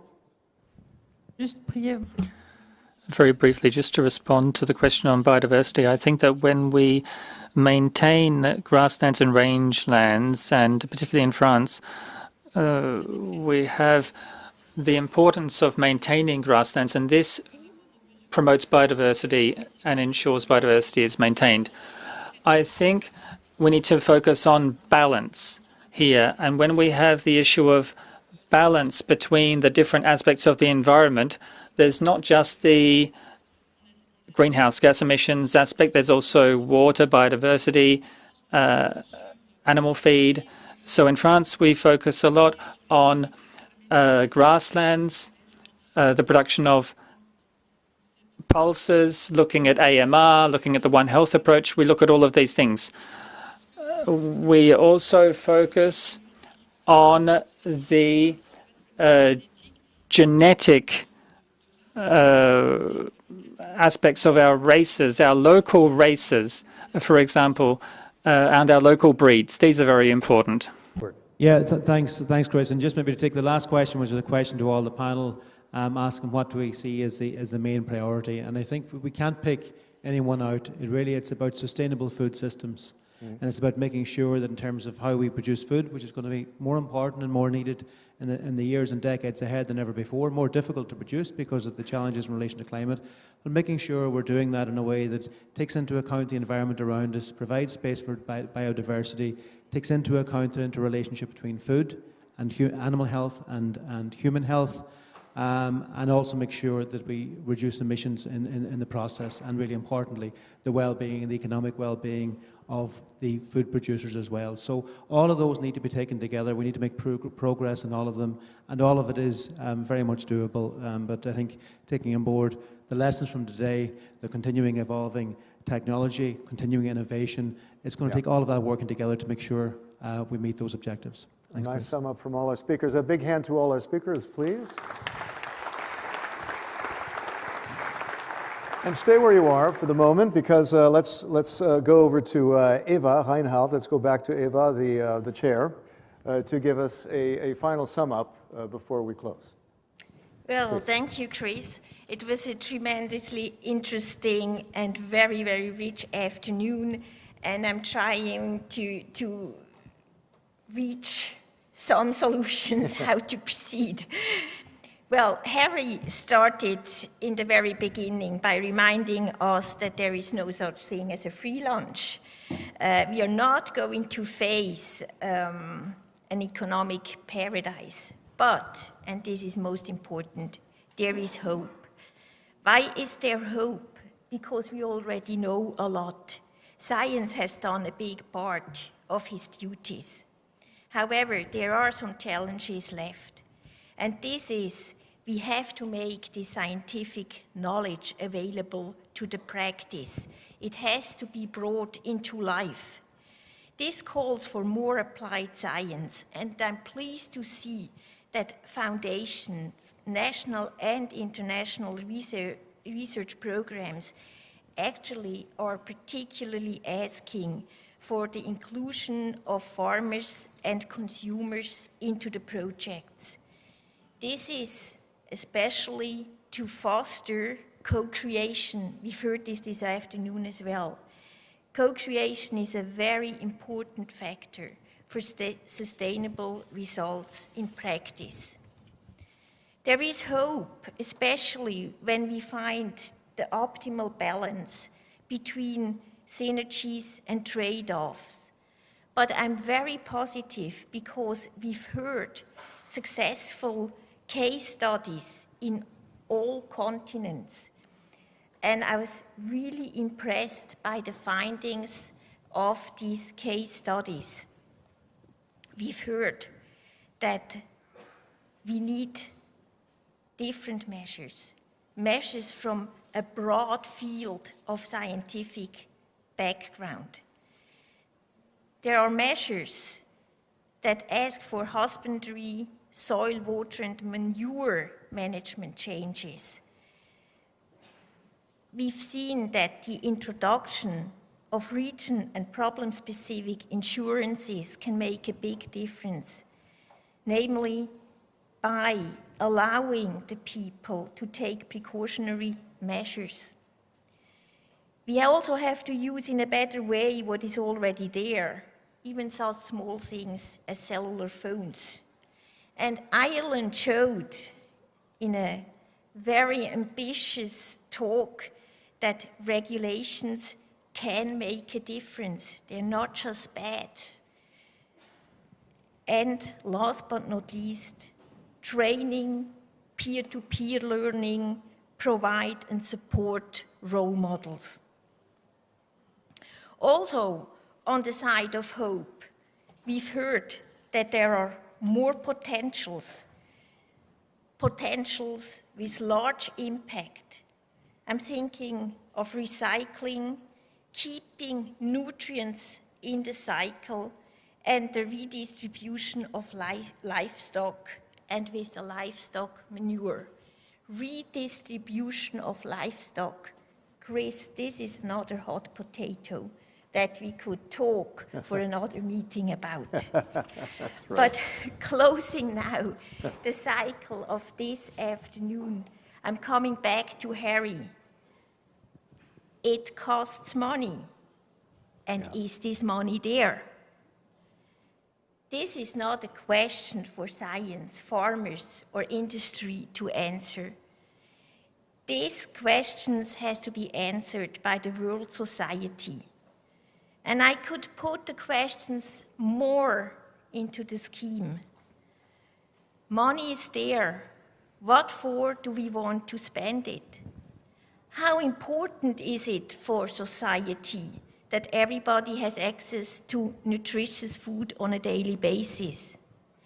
And with that, I'm back to this fantastic quote we've heard this afternoon. It is not the cow, it is the how, and the how is us.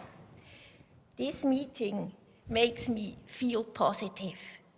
I think we should continue to discuss, break down silos, collaborate, and implement. Thank you. Eva Heinold, thank you very much. Thank you to Eva. Thank you for all the speakers for giving us hope and for all of your contributions as well. The day is not ended. In fact, this discussion on methane continues with a side event starting at 15 past the hour at the Sheikh Zayed Center, Emerging Technologies for Livestock Methane Mitigation and Productivity Gains in Grazing Systems. There is also the launch of a joint exhibition on sustainable livestock transformation and sustainable agricultural mechanization organized by the FAO. And with opening remarks by the Director General. So a lot of, and that starts at 18:15 in the atrium. So a lot of things happening in the next couple of hours. So please do be a part of that. Tomorrow, the final day begins at 9 a.m. And it's good if you can be here at 8:45 because we will start sharp. And we're starting with better life for farmers, including women and youth. So a lot of good issues here. Thanks very much for being with us. We'll see you tomorrow morning. Thank you.